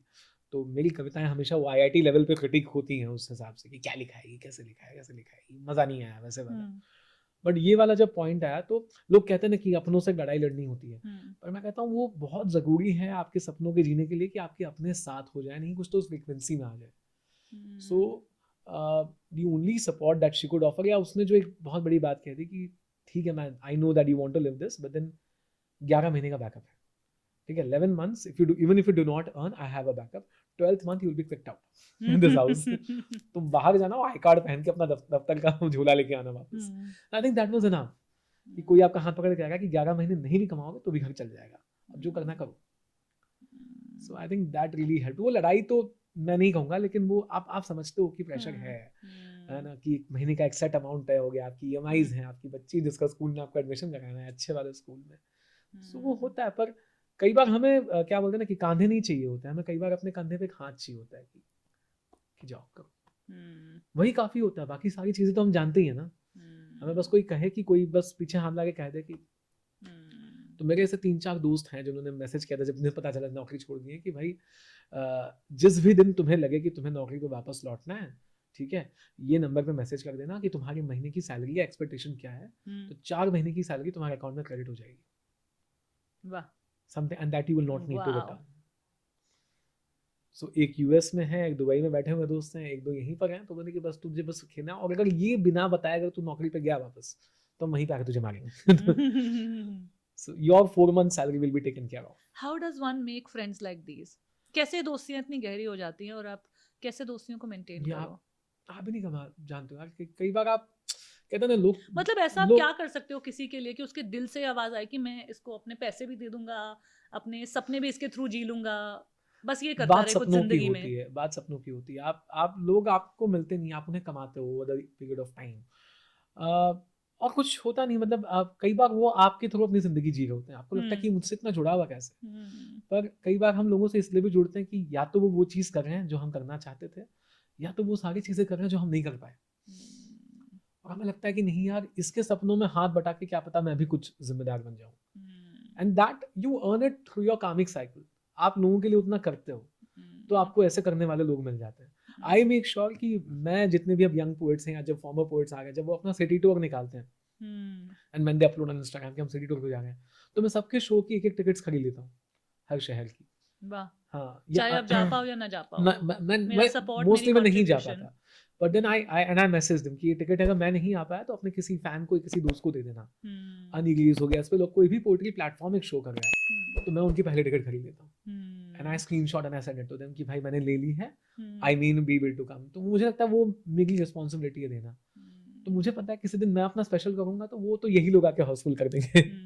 So you keep doing this and that's how you earn people. आपको कहीं ना कहीं वो मतलब वो ना कि इमोशनल डिपॉजिट करना होता है लोगों के साथ। अंटिल जब आप किसी के लिए सरप्राइज बन नहीं सकते तो आप अपनी जिंदगी में सरप्राइजेस एक्सपेक्ट कैसे कर सकते हैं। जब आप किसी के दीवार नहीं बन सकते तो कोई आपकी बुनियाद कैसे बनेगा। हम हमेशा कंप्लेन में जीते हैं कि कोई हमें मदद कर दे, कोई संभाल ले, है ना, कोई तो हो जो हाथ पे कंधा रख के ना कंधे पे हाथ रख के कह दे कि करो। अगर तुम किसी के लिए कंधा बने हो क्या, है ना, तुमने किसी को संभाला, तुमने किसी के बुरे से बुरे वक्त में उनके हाथ पे हाथ रख के कहा कि अगर मैं हूं ना भाई तू चलना आगे, तो क्या कर रहा है ना। आप देना नहीं चाहते लेकिन आपको उम्मीद मिलने की है। सो मेरे ख्याल से वो नेचर मेरा पहले से रहा है कि मैंने कोशिश की है कि मैं कितना दे पाऊँ कविताओं के जरिए, मदद करने के जरिए, और मेरी कोशिश हमेशा रहती कि मैं कितना लोगों को हंसा सकूँ। मैं भले उनके साथ बस में बैठा हूँ जब मेरी कविताएं नहीं भी चल रही थी, सो मैं कई बार दोस्तों के लिए कविता लिखता था। मुझे लगता था कि जितने देर तक मेरे साथ बैठा है मुस्कुराए। हम सबकी जिंदगी बहुत सैड होती है, शोभा जी, मतलब इतनी सैड है कि हम सबकी ज़िंदगी पिक्चर बन सकती है। आप किसी के साथ बात कर रहे हो, कहें कि तुझे पता है आज मेरे साथ क्या हुआ, एंड द नेक्स्ट लाइन बोल तुझे ये तो कुछ भी नहीं, तुझे पता है मेरे साथ क्या हुआ। हम सबकी ज़िंदगी में बुरे से बुरा हो चुका है, लेकिन जब आप मिले, जब आप बात करेंगे, अगर आप वही बातें करेंगे तो आप अपने और एग्जॉस्ट होके जाएंगे। मेरी कोशिश होती है कि भले मैं बस में बैठूं किसी के साथ और वो 15 मिनट, 20 मिनट, 1 घंटे ऐसी बात करूं कि उसको लगे कि नहीं यार कुछ जी लिया मैंने, ये कितनी अच्छी बातें हो गई, या ऐसी भी बातें हो सकती हैं। So I make an effort to give that experience. आपने एक बहुत अच्छी बात करी, you spoke about the power of giving back. हाँ, ये बहुत ज़रूरी है, क्योंकि मैं कुछ टाइम पहले चीज़ें सोच रही थी कि we keep on chasing happiness, right? We keep looking for happiness, and in that quest we forget that we can also create it. अगर हाँ, सभी लोग ढूंढ रहे हैं तो किसी ना किसी को तो देना क्रिएट करना होगा। पड़ेगा ना। हाँ, तो और ये हम भूल जाते हैं कि क्रिएट करने की पावर हर किसी इंसान के पास है अपने अपने हाँ, लेवल पे। हाँ, और कई बार आप ये भी, या हम इसको अंडर एस्टिमेट या अंडररेट करते हैं कि कई बार किसी को खुश करने में भी खुशी है। आप किसी के लिए 4 कदम एक्स्ट्रा चल रहे हैं। मैंने कई बार, जैसे मैंने वैलेंटाइंस डे पे ऐसे कई मुझे रिक्वेस्ट है कि सर आप हमारे लिए कविता लिखिए, या ये फलाने को कविता देनी है, तो मैंने उससे बहुत ही एडेड इमोशंस के साथ उनको बना के भेजी, और वो जब रिस्पॉन्स आना शुरू हुआ कि सर आपने आपने हमारे लिए कर दिया, और सामने वाले की आंखों में तो आंसू निकल आए, सामने वाले ने ये कर दिया, जबकि उनकी एक्सपेक्टेशन ये थी कि कोई जेनरिक कविता लिख के भेजे, पर मैंने उनसे डिटेल्स लेके कि सामने वाला इंसान कैसा, कस्टमाइज कुछ बना के भेजा मैंने। लोग पागल हो गए। तब मुझे, और इवन ऑन माई पोएट्रीज जब मैं कहीं परफॉर्म करता हूँ, किसी के लिए करता हूँ, तो वो कहते हैं सर हमने ये वाला सुना, जैसे हमने एक पापा पे किया था, तो कि you know how I miss my father, how my father played an important role, वो कहानी है पूरी TEDx की। सो मुझे मेरे इंदौर के शो के बाद एक लड़का आया, उन्होंने बोला कि I lost my mom like around 6 years back, और कहीं ना कहीं वो ये मानता था कि जिम्मेदार कहीं ना कहीं पिताजी उनकी इग्नोरेंस है। तो हम में बिल्कुल पेइंग गेस्ट वाला रिलेशन था कि हम घर पे 2 लोग ऐसे मिलते हैं, वैसे मिलते थे। और एक दिन मैंने यूट्यूब पे, मतलब टीवी पे आपकी टेक टॉक ला के रखी थी, that was about my dad, और हमने मतलब बिल्कुल पिन ड्रॉप साइलेंस के साथ दोनों ने देखी, and finally after 6 years the father and son hugged each other. और वो लड़के की आंख में आंसू थे बताते वक्त कि यार सर आपकी वो कहानी सुनने के बाद हमने गले से लगा, हम बहुत रोए, और उसके बाद हमने खाना वाना बनाया साथ में, हमने पिताजी ने। तो मुझे लगा कि नहीं यार, कहाँ हम खुशी ढूंढ रहे हैं, हम कई बार लोगों को खुश करने में भी तो गजब की खुशी है। आपको भी नहीं पता कि आप किसकी जिंदगी में 4, 2 या 3 अच्छी चीज करके आप उसको कहाँ से कहाँ ले जा रहे हो। आखिरकार सब लोग एक आराम ही तो ढूंढ रहे हैं। हम में से हर कोई हर रोज घर से निकलता है इस उम्मीद में कि कोई ना कोई हमें संभाल लेगा। आप संभाले किसी को, किसी दिन कोई आपको संभालेगा। मुझे लगता है जिंदगी में अगर हम इस अप्रोच से जाएं कि जिस दिन मेरे पास इतना होगा उस दिन मैं गिव बैक करना शुरू करूंगी, या जिस दिन मेरे पास ये पोजीशन होगी तब मैं शायद दे पाऊंगी, तब मैं किसी की मदद करूंगी। लेकिन आपके पास हर वक्त वो मौका होता है जिंदगी के जिस भी मुकाम पे आप हो, जितनी आपकी जेब हाँ, हो, हाँ, हाँ। नियत बहुत बड़ी चीज है। हाँ, आप मुस्कुरा कर मिली ना लोगों से। मैं देखता हूँ कि जैसे लिफ्ट बंद होती है, लोगों के फोन चालू हो जाते हैं, मैं वो कभी नहीं करता। मैं आसपास लोगों को देखता हूँ, मैं कुछ ना कुछ कॉन्वर्सेशन इनिशिएट कर दूंगा कि I can not know be in that vacuum कि यहाँ कोई बात ही नहीं हो रही है। तो मैं जब ऊबर ऑटो में भी कहीं पे ओला में बैठ जाऊँ तो फोन नीचे फेंक दूंगा, भैया कहाँ से हैं? तो भैया उन्हें 1 घंटे बाद आने, ही कि यार हमसे किसी ने ऐसी बात नहीं की, हमसे किसी ने नहीं पूछा। करती हूँ, बहुत बातें करती हूँ मैं अपने कैब ड्राइवर कई के बार साथ। लोगों को बस बोलना होता, कई बार लोगों को लगता है कि यार हमें कोई सुन ले, कम से कम इतना तो आप कर ही सकते और हैं। उनके पास इतनी बढ़िया कहानियां होती है सुनाने के लिए, अगर हाँ, आप उनसे बात करो मैं तो। कई बार होटल में जाता हूँ तो अगर कुछ रूम सर्विस से बुला लिया तो मैं वेलकम करता हूँ, आइए आइए आइए, आप ही का इंतजार कर रहे थे। सो मैंने किसी को कभी ऐसे टिप नहीं दी, पर वो जाते जाते मुझे पूछते सर आप जा रहे हैं, हमसे किसी ने ऐसे इज्जत से बात नहीं की। इतना तो आप दे ही कर सकते हैं ना, दीजिए। हमें जो जिंदगी में इज्जत मिलती है वो क्या पता हमारी कई सारी कमाई हुई इज्जत है, बहुत सालों की। आप जो करते हैं वो 10x में मल्टीप्लाई होके आता है आपके पास। आपने जाने कितनों को संभाला, हंसा दिया है। वो कहते हैं ना कि हम मंदिर के चक्कर भी काटते हैं कई लोग, वो इसलिए होता है कई बार आपकी जिंदगी के चक्कर कम हो जाते हैं। तो आप जितना आप चाहते हैं लोग आपको प्यार करें, उठाएं, मदद करें, उतना आप संभालें लोगों को।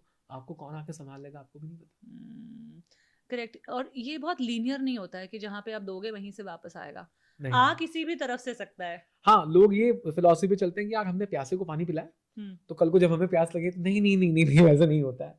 आप जिस फॉर्म में भी मदद करें, आपके पास किस तरीके से लौट के आएगी नहीं पता। तो मैं कई बार लोगों से कहता भी हूँ कि यार ना तो मेरे इतने फॉलोअर्स हैं कि मुझे बैक टू बैक इवेंट्स मिल जाएं या काम मिल जाए, या मैं 3 साल में नौकरी छोड़ के बैठा हूँ, मेरे पास काम ही है और मैं आज तक नौकरी पे नहीं गया। पर ये शायद वही है जो जिंदगी में लोगों की मदद की है, जो लोगों को अच्छा फील करवाया है, जो कई बार लोगों ने सर पे हाथ रख के कहा है कि नहीं यार तुम बहुत आगे जाओगे। वो क्या पता किसी की लग गई है दुआ। है ना, ये बहुत छोटी चीज़ हम इग्नोर कर देते हैं। आप हर बार नंबर्स पे नहीं खेल पाएंगे। कई बार लोग आपको इसलिए भी काम देंगे क्योंकि आप इंसान अच्छे हैं, कि जब आप उनसे आखिरी बार मिले तो आपने बड़े अच्छे से बात की, कि आपने उनको पिछली बार संभाल लिया, उनको ऐसे वक्त पे समझा जब कोई नहीं समझ रहा था। कई बार लोग आपको इसलिए भी आगे बढ़ा देंगे। कई बार नहीं, मुझे लगता है ये बहुत ज्यादा बार होता है हाँ, that you don't get paid after a while for your skill, क्योंकि Correct. स्किल तो बहुत लोगों में होता है उस लेवल पे, but how are you with people, how can you understand the stress of that moment, the demands of that moment, the requirement of that moment, as an artist, as an individual, as a human being. शायद लोग आपको उसी के लिए बुलाते हैं। हाँ, और क्योंकि वो कहते हैं ना कि people will never forget how you treated them, especially when they are at their lowest. अभी हम एक अमरावती के इवेंट में गए थे, तो वहाँ पे कुछ ऐसे ही हो गया था कि something happened, a chaos happened and they couldn't allow me to perform on that particular day। मैंने कि सर आप दूसरे दिन कर लीजिए। मैंने कहा नहीं यार कोई बात नहीं, कर लेंगे, एक दिन और रुक जाएंगे, आप दूसरे दिन की टिकट निकाल दीजिए, कोई बात नहीं, करते हैं। And they were so in gratitude कि नहीं हम, बिकॉज बाकी लोग नहीं माने थे। कोई एक ऐसा इंसिडेंट जिसने आपकी जिंदगी बदल दी? ये मेरी पहली कविता का जो वीडियो बना था उसके पहले था। तो अब कहते हैं ना कि कविताएं कहाँ ढूंढते हैं आप लोग, तो ढूंढते नहीं है, कविताएं कई बार सामने पड़ी होती हैं और कोई चीज़ अचानक से आपको हिट करती है और आप उसमें से आर्ट निकाल लेते हो। सो आई रिमेंबर दिस कि मैंने एक स्टेशन पे मैंने एक मिसिंग पोस्टर्स हम सभी देखते हैं, तो मैंने एक आदमी को देखा था जो बार बार लोगों को ऑब्जर्व कर रहा था कि लोग कहाँ जा रहे हैं, और उसके बाद वहाँ जाके वो एक पोस्टर लगा देता। तो मैं जब नज़दीक से देखा तो वो उसके अपने बेटे का पोस्टर था, 5 साल का जो बेटा था जो कहीं खो गया था। अब उसके पास फाइनेंसेस भी इतने लिमिटेड थे कि वो सिर्फ 50 या 60 पोस्टर्स बनवा पाए थे। एंड वो उसको उन जगहों पे लगा रहा था जहाँ पे लोग ज़्यादातर गुजर रहे हैं या देख रहे हैं उस पोस्टर को। सो हर बार जब लोग गुजरते तो वो उसकी जगह चेंज करता कि जहाँ से ज़्यादा लोग देख लें। And that really hit me कि यार ये कितनी मिसिंग पोस्टर, मतलब कितनी छोटी सी चीज़ है, कितनी बड़ी बात है उस शख्स के लिए जिसका कोई खो गया है। और मैंने वहाँ से वो एक कविता बनाई थी missing, and I recorded that. और फिर आज भी वो 5-6 साल हो गए उस कविता को, पर जहाँ भी कहीं भी किसी भी शहर में जाते हैं लोग उस एक कविता से मुझे याद रखते हैं। And that made me realize कि आपका सबसे अच्छा आर्ट या जो आपकी क्रिएटिविटी है, जो आप क्रिएट करते हैं, वो उस स्पेस से कभी नहीं आता कि मुझे कुछ बड़ा बनना है। वो उस स्पेस से आएगा हमेशा से कि जब आपने कुछ बहुत बहुत ही दिल से कुछ महसूस किया है, आपको लगता है कि नहीं यार अब आपने कुछ ऐसा देख लिया, महसूस कर लिया जो दुनिया के सामने आना चाहिए। एंड जब भी मैं नहीं लिख पाता हूँ, I go back to that space कि अब जो मैं लिख रहा हूँ या लिखना चाहता हूँ, is it from that space कि मुझे नंबर्स चाहिए या अब कुछ रेलेवेंट लिखना है या मैंने कुछ महसूस कर लिया। So that one poem and you know the kind of, सुनाइए ना वो पोएम मिसिंग। हाँ, उसकी कुछ लाइनें जो है मैं मतलब कि, तो वो वहीं से शुरू होती है कि कैसे वो मिसिंग पोस्टर दिखाई देता है कि भागते हुए वक्त वो चेहरे ना मेरे अपने हैं ना पराए हैं ना रिश्ते हैं वो दूर के, हर शाम मुझे कुछ चेहरे बस देखते हैं घूर के। भागते हुए वक्त से हारती हुई जंग लड़ते हुए, स्टेशन गली मोहल्ले की सीढ़ियाँ उतरते हुए, एक हरे लाल नीले पोस्टर पर मेरी नज़र जाती है और जाते ही बस ठहर जाती है। उसमें नज़र आता है वो चेहरा, रंग गेहुआ, घुंघराले बाल, उम्र कुछ 10-12 या 35 साल, या फिर किसी मासूम सा नजर आने वाला अक्स वो, या फिर बुजुर्ग जैसा दिखाई देने वाला शख्स वो। नीचे लिखी होती है वो तारीख, या फिर उस शख्स का चेहरा जिसका ना कोई पता होता है। ये उस चेहरे की कहानी है जो बहुत हफ्तों से लापता होता है। सो वो मैंने कहा देखा। और फिर काश के हमारे जहन में कैद वो सारी तस्वीरें होती, काश की इतनी खुशकिस्मत हमारी तकदीरें होती, तो शायद हाजी अली के सिग्नल के पास बैठा वो लड़का जो तुम्हें बार बार चाय बिस्कुट के लिए सता रहा था, या स्टेशन पे मिला वो बुजुर्ग जो तुम्हें अपना ही पता बता रहा था, शायद वो मंगलसूत्र पहने लड़की न जाने कहाँ पहुँचने की होड़ में, या वो बहुत ही प्यारी सी बच्ची अपने जैसे ना दिखने वाली माँ की गोद में। उस वक्त हम अपने कारोबार में गुम तो कहीं थे, पर क्या पता ये सारे चेहरे वो तो नहीं थे। तो अगली बार, मैं जानता हूँ तुम्हें चोट पहुंचाए, मेरे लफ्ज इतने सख्त नहीं है, मैं जानता हूँ तुम्हारे पास मेरी बातें सुनने का वक्त नहीं है, पर अगली बार अगर वक्त मिले तो कुछ देर ठहर कर देखना, उस पोस्टर को पढ़ना, उसे घूर कर देखना। उन्हें भी अच्छा लगेगा कि उन्हें देखने समझने के लिए कुछ लोग के लिए, कुछ वक्त के लिए कुछ लोग तो ठहरे, और क्या पता तुम में, मेरी, हम में से किसी की कोशिश से अपने घर में फिर पहुंच जाए वो चेहरे। माय गॉड, इतनी खूबसूरत आपने लिखी है ये कविता, बाप रे। मुझे आज भी वो उस पिता का चेहरा नहीं ढूंढता कि सोचिए आपने किसी को खो दिया है, आपके 5 साल का बच्चा जो हर गुजरते चेहरे में आपको अपना बच्चा दिखाई दे रहा है, पर आपका एक दिमाग ये भी सोच रहा है कि 50 पोस्टर है, अब इसे शहर में कहाँ लगाऊं जो लोग देख लें। हम जिंदगी में कितनी छोटी छोटी लड़ाइयों को कितना बड़ा मान लेते हैं अपने सर में, और लाइफ की कितनी कितनी बड़ी लड़ाइयाँ कई लोग लड़ रहे हैं। हाँ, और वो हम उस स्पेस में रहते हैं कि हमने बहुत देख लिया, पर आपको नहीं पता कि लोग लोग अपनी आधी ज़िंदगी बर्बाद कर चुके हैं, खो चुके हैं, उनकी ज़िंदगी से क्या-क्या चला गया है। हमने अपने ही गम को इतना बड़ा बना लिया होता है कि हमें लगता है कि इससे बुरा तो कुछ है नहीं। पर आप जब दुनिया देखें तो आपको पता चलता है कि आपको तो बहुत सँभाल लिया गया है। सो ये वो एक लाइफ चेंजिंग कविता थी मेरे लिए, और मैं आज भी कहीं जाता हूँ तो सर कहते हैं, सर वो मिसिंग वाली कविता, सर वो मिसिंग वाली। एंड आई रियलाइज कि they don't want to listen to poem, they connected to that very thought of it. आपकी ज़िंदगी में जब भी आप सक्सेसफुल होना चाहें, तो वो या एक्टिंग हो या एंकरिंग हो या पोइट्री हो या कोई भी चीज़ हो, आपका सबसे प्योरेस्ट काम वही होगा जो उस स्पेस से तो बिल्कुल नहीं आया कि आपको मशहूर होना था। आपको बस दुनिया को पकड़ के बस कोई एक बात सुनानी थी, आपको बताना था कि सुनो मैं ये चीज़ कहता हूँ, इसके बाद शायद मुझे ज़िंदगी भर नहीं भी सुनो चलेगा। That's where the purity of the art comes from. And फिर हम जिंदगी भर उससे काम की नकल कर रहे होते हैं। Right, art has this power to just move you and shake your soul. और आपके जैसे जो कमाल के आर्टिस्ट हैं, जो मतलब जो चीज़ें हम फील कर रहे होते हैं लेकिन शायद हम उन्हें शब्द नहीं दे सकते हैं, but you people like you have such incredible talent of giving it those words and just presenting it in front of और अस। कई बार कविताएं कहाँ, लोग मुझे हमेशा पूछते हैं कि कविताएं निकलती कहाँ से, मतलब क्या क्या। मैं कहता हूँ यार, treasure is where your heart is. कोई एक चीज़ जो आपको रुला दे अंदर से, और तो वही आपके अंदर से आर्ट निकाल सकती है। करेक्ट। अब ये पोस्टर वाली चीज़ हुई, तो एक दिन मैं बहुत तंग आ गया था, मैंने कि गांव की बड़ी याद आ गई थी मेरी। तो हम जो शहर में रहने वाले लोग हैं, हमने अपने गांव के बारे में अपने पिताजी से सुना है। तो मैंने गूगल मैप्स ले लिया और फिर गूगल मैप्स में जूम करते करते चला गया कि मेरा गांव आज कैसा दिखता होगा। तो मैंने जूम करते करते मैं पहुंचा वहाँ पे, और मैंने उस दिन वो कविता लिखी, गूगल पर गाँव है। मैं जब भी मुझे ऐसी महफिल मिलती है जहाँ बूढ़े लोग बैठे हुए हैं, तो मैं वो कविता सुनाता हूँ गूगल पर गाँव, तो वो बड़ा लोगों को टच कर जाता है। तो मैंने उसमें वही लाइनें लिखी थी कि गूगल पर गाँव ढूंढते ढूंढते, तो मैंने जब जूम करना शुरू किया तो मुझे क्या क्या दिखाई दिया कि कच्चे पथरीले से रास्तों से होते हुए पीपल की छाँव में ले गया मुझे मेरा गूगल, मेरे गांव में ले गया। तो जहाँ कच्चे पक्के ईंटों के बने हुए मकान, जहाँ से बिस्कुट चुरा के खाई थी वो चाचा की दुकान, गांव की वो छत जहाँ आम के अचार सूखते थे, वो स्कूल के नाम पे बने खंडर जो बन के बार बार टूटते थे, वो तालाब भी नज़र आए जिसमें फवारे नहीं थे, वो खेत भी दिखाई दिया जो हमारे नहीं थे, खेतों के बीच में लकड़ियों का मचान नज़र आया, मुझे कच्ची पक्की ईंटों का वो मकान नज़र आया, वो मकान जिसे बनाने में बहुत कर्जा लगा था, जिसको बनाने में बहुत कर्जा लगा था, और बनाने के बाद बाबूजी को ऐसा लगा था कि उन्होंने बुढ़ापे में रहने के इंतज़ाम कर दिए हैं, हमें वो दादी माफ़ कैसे करेगी कि जिसकी ज़मीनें बेच के हमने शहर में मकान कर दिया। वो दादी जो तुम्हें लगता था कि गर्मी की, जो मनी ऑर्डर पे निगाह रखती थी, अरे वो पगली तो तुम्हारी गर्मी की छुट्टियों की चाह रखती थी। सो वो कई बार लिख के भी या क्रिएट करके भी सोचते हैं कि यार ये कैसे बन गया। And that's when you realize, जब आप अपने सबसे अच्छे काम को देखते हैं और जब आप उसके प्रोसेस के बारे में सोचते हैं, तो आपको लगता है कि नहीं यार, आप तो बस एक मीडियम थे, ना आपकी वो औकात थी, ना आप उस लेवल पर हैं कि आप ऐसा कुछ लिख पाए। वो कुछ चीज़ें थी, कुछ डिविनिटी हुई, और आप जरिया बने उस वक्त, और आपने वो क्रिएट कर दिया। या कभी कभी जिंदगी में ऐसी चीजें हो जाती हैं जो आपको इतना सरप्राइज कर देती हैं कि यार ये कैसे हो गया, ये मैंने कैसे पुल ऑफ कर ये लिया, मैंने कैसे पुल ऑफ कर लिया। हाँ। या ये मौके मुझे लगता है हम आर्टिस्ट की ज़िंदगी में, और मुझे लगता है सबकी ज़िंदगी में आते हैं अगर आप उन्हें थोड़ा सा जूम इन करके देखें।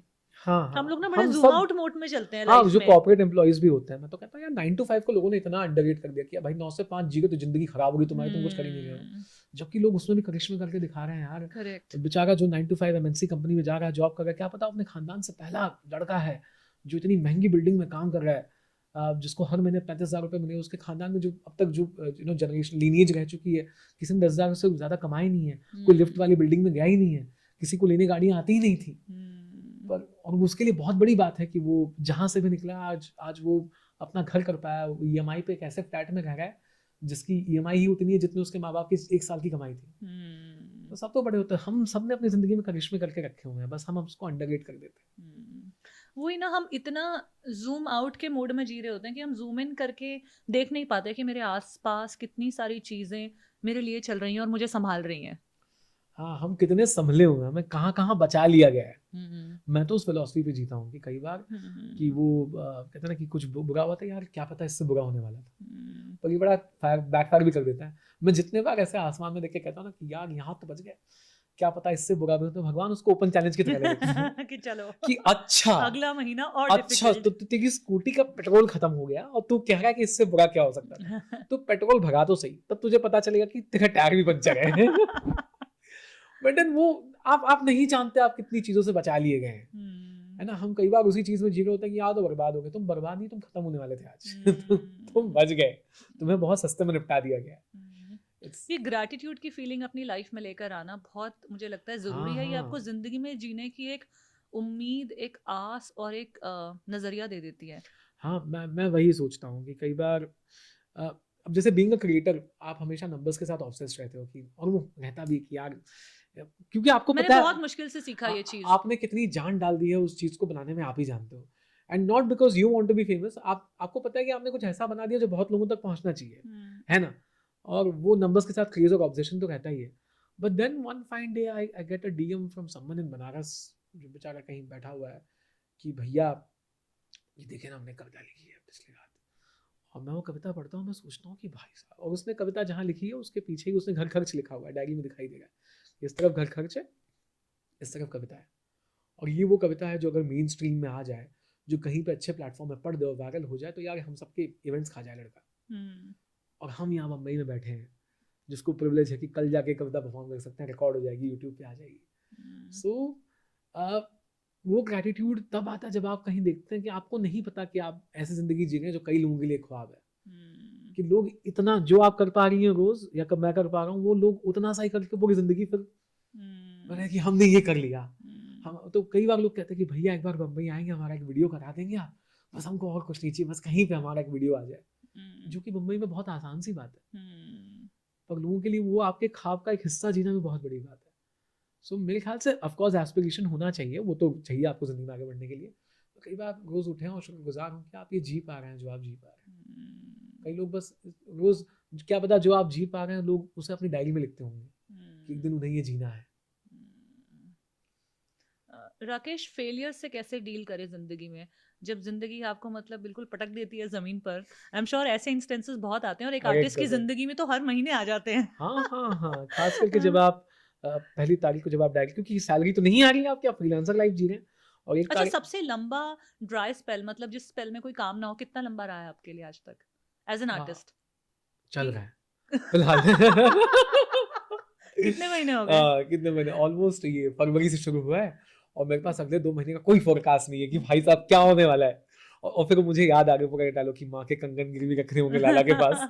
तो इस एंजाइटी से ना दोस्ती करनी पड़ती है, मैंने सीख लिया है। हाँ, और फिर एक दिन आप और फिर मेरे को तो ऐसे विजुअल्स भी आते हैं कि तिवारी फिर से कॉल सेंटर में लौट के हेडसेट पहन के कविताएं सुनानी पड़ेंगी तुमको। तो देखिए मतलब वो ये बहुत कहना, बहुत ही इग्नोरेंट होना खुद के बारे में कि नहीं मुझे तो फर्क नहीं पड़ता, एक दिन तो सबको फील होना। भैया बहुत फर्क पड़ता है, एकदम ऐसे सब बता के पसीने निकल आते हैं सोच के कि भाई नहीं चल रहा कुछ।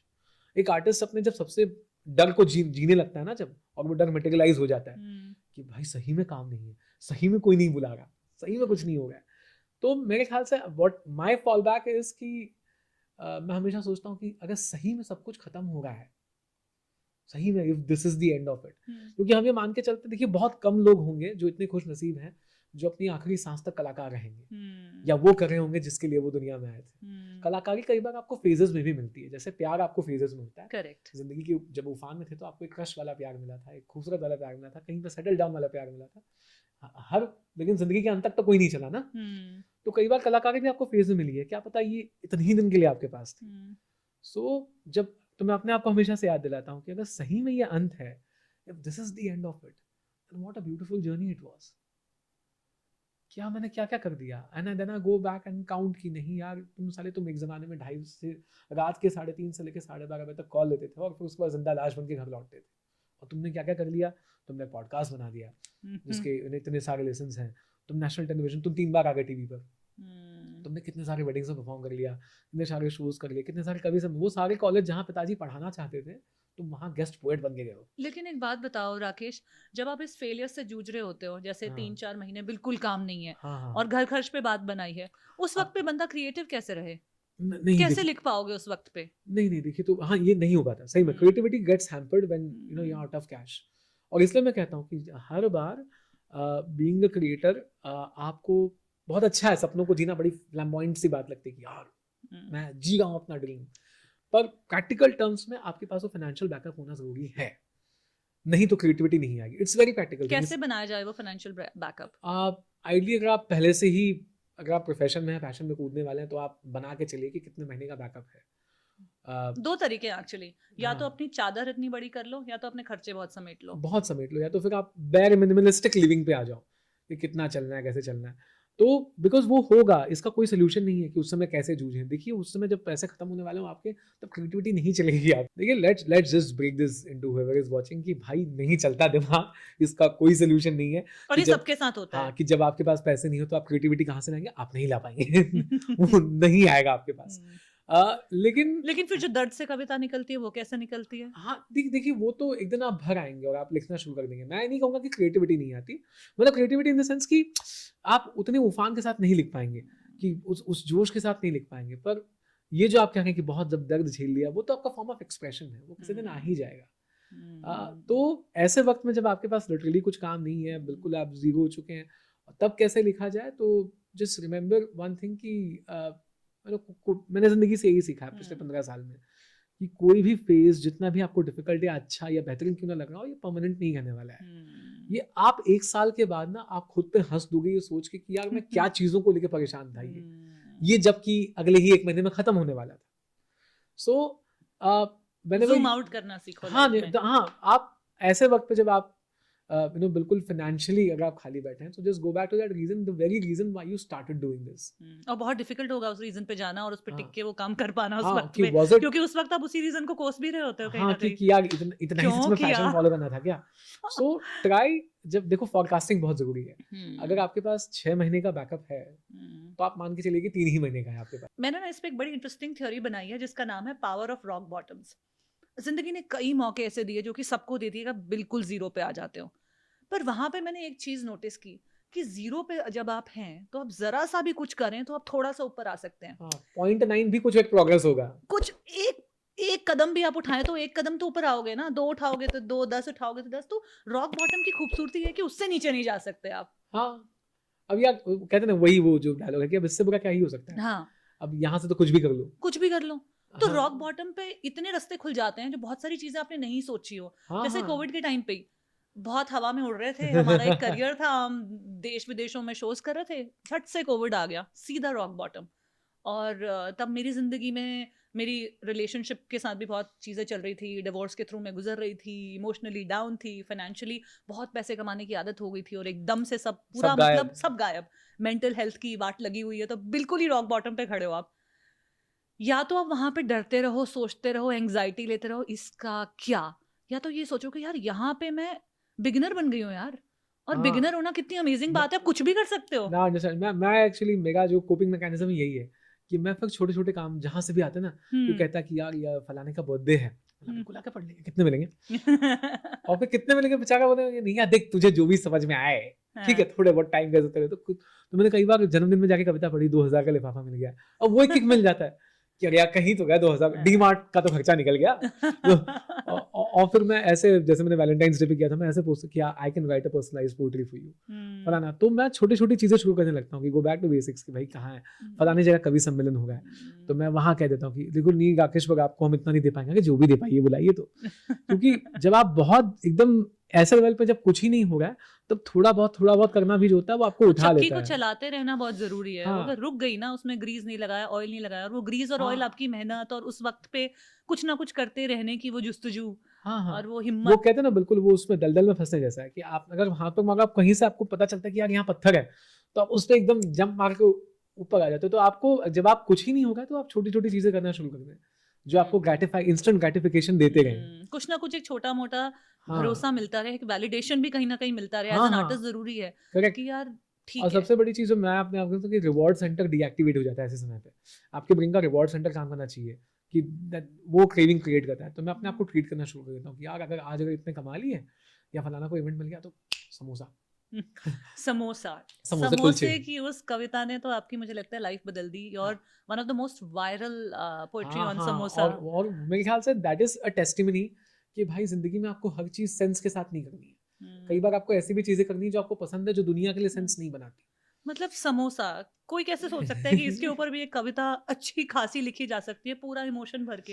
हाँ। राकेश वो भी जरा पढ़ दो हमारे लिए। हाँ, तो वो ऐसा था कि पागलपन होता है ना कई बार कि आप हर चीज़ को साइंस और मैथमेटिक्स में नहीं डाल पाएँगे। तो मैंने जब वो कविता पढ़ने की शुरू की तो कई लोगों ने कहा था कि समोसे पे कविता पढ़ोगे यार मतलब कि तो और जो थोड़े बहुत पढ़े लिखे कवि होते हैं, बताओ ये तो समोसे पे कविता पढ़ रहे हैं, मतलब ये ऐसी कोई बात होगी, कल को कोई कचौड़ी पे कविता पढ़ देगा।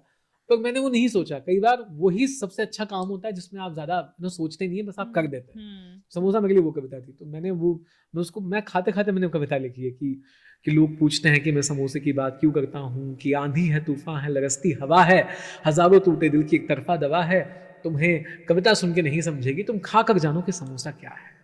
So and I go on describing कि कभी दोस्त यार लिए, कभी 10 रुपए में चार लिए, कभी खिलाने वालों से उधार लिए, कि हम जिंदगी में इन्हीं के भरोसे तो आए हैं। जब भी जिंदगी में दिल टूटा, दिल बना या किसी का जन्मदिन था, हमने समोसे ही तो खाए हैं। तो कि इसे खाने वाले अमीर गरीब झूठे सच्चे भी खाते हैं। हमारे गांव में जब सत्यनारायण चाचा बनाते हैं तो मदरसे के बच्चे भी खाते हैं। तो कि जिंदगी क्या है, ख्वाबों का झरोका है, बाकी सब क्या है, सचमुच में धोखा है, हमें बस इसके स्वाद पे भरोसा है। समोसे में जिंदगी है और जिंदगी एक समोसा है। तो चलो हमारे बीच में रिश्ता तय हो, ना किसी की मात ना शय हो, ना कैलोरीज की चिंता, ना वेट का भय हो, जहां भी हो जेब पे हाथ रखो और कहो समोसे की जय हो। बस ये कविता थी। और ये रिकॉर्ड करने के बाद जो बलराज भाई हैं, जो हैबिटेट के ओनर हैं, तो मैंने कहा तिवारी इसमें फील नहीं आ रहा, तेरे हाथ में समोसा होना चाहिए। तो लिटरली समोसा है, मैं खाते हुए निकलता हूँ। और हमने पागलपन किया उस कविता के साथ, मैंने ऐसे ही छोड़ दी। भाई क्या होगा, समोसे में कविता है, लोग फन पोएट्री ये करेंगे। और उस एक कविता ने जाने कितने ही कवि सम्मेलन दिलवाए, उस एक कविता ने हमें अपना पॉडकास्ट का कॉन्ट्रैक्ट दिलवाया, उस एक कविता ने हमें एक टीवी शो दिलवा दिया, गुड नाइट इंडिया जो शो आया था। उनके राइटर्स ने वही एक कविता ढूंढ के निकाली, उन्हें आप समोसा आके पढ़ दीजिए। सैलिस टूडा सर जो अभी तारक मेहता में थे, उन्होंने अपना पोएट्री शो शुरू किया, तो उनके जो असिस्टेंट वगैरह थे उनको भी कविता, तो वहां से हमें कॉल आया कि सर शो करें और आप जाके वापस समोसा पढ़ दीजिए। तो ये पागलपनी है जो कहीं ले गया, and that makes me believe कि नहीं यार, कई बार हर चीजें नंबर्स और कैलकुलेशंस और सेंस के साथ नहीं की जाएंगी। कई बार आपको पागलपन करना होगा, और वो पागलपन ही आपको कहीं ना कहीं उठा के ले जाएगा। राकेश, मुझे लगता है एक आर्टिस्ट के पास थोड़ी सी ज्यादा अपॉर्चुनिटीज होती है वो जर्नी विद इन करने की। हाँ, हम कहते हैं ना अपने मन के अंदर अंतर झांकने यात्रा। का, अंतर यात्रा, अपनी मेरी आंतरिक दुनिया किस तरह से चल रही है, उसमें क्या उथल पुथल है, हाँ, उसमें किस तरह से मुझे चीजें महसूस हो रही हैं, शायद थोड़ा सा मौका ज्यादा होता है एक आर्टिस्ट के पास। हाँ, क्योंकि देखिए हमारी जो कहानियां ही हैं, जो हमारी कहानी के किरदार हैं, वो वही बातें तो कर रहे हैं जो हमने अब तक सुनी हुई है ना। अगर मैं एक पेड़ की कहानी लिख रहा हूँ तो वो पेड़ नहीं है, वो कहीं ना कहीं मेरा एक पुराना दोस्त है जो कि एक दिन मुरझा गया था, तो उसके मेटाफर्स और एनिमलीज जो है मैं उस पेड़ में लिख रहा हूँ, मैं उस घर में लिख रहा हूँ। सो मेरा जिया हुआ जीवन ही तो मेरे कविताओं में आएगा। What is your journey with in, like किस तरह से आप अपने आप को, अपने इस इनर वर्ल्ड को खोजते हो, समझते हो, और कैसे समझा जाए इसको बेहतर? अब देखिए कोई ताला चाबी ऐसी बात नहीं होती, आपको बस मेरे ख्याल से मैं ये भी नहीं कहूँगा कि कहीं पहाड़ों में जाना है, आपको वक्त बिताना है खुद के साथ।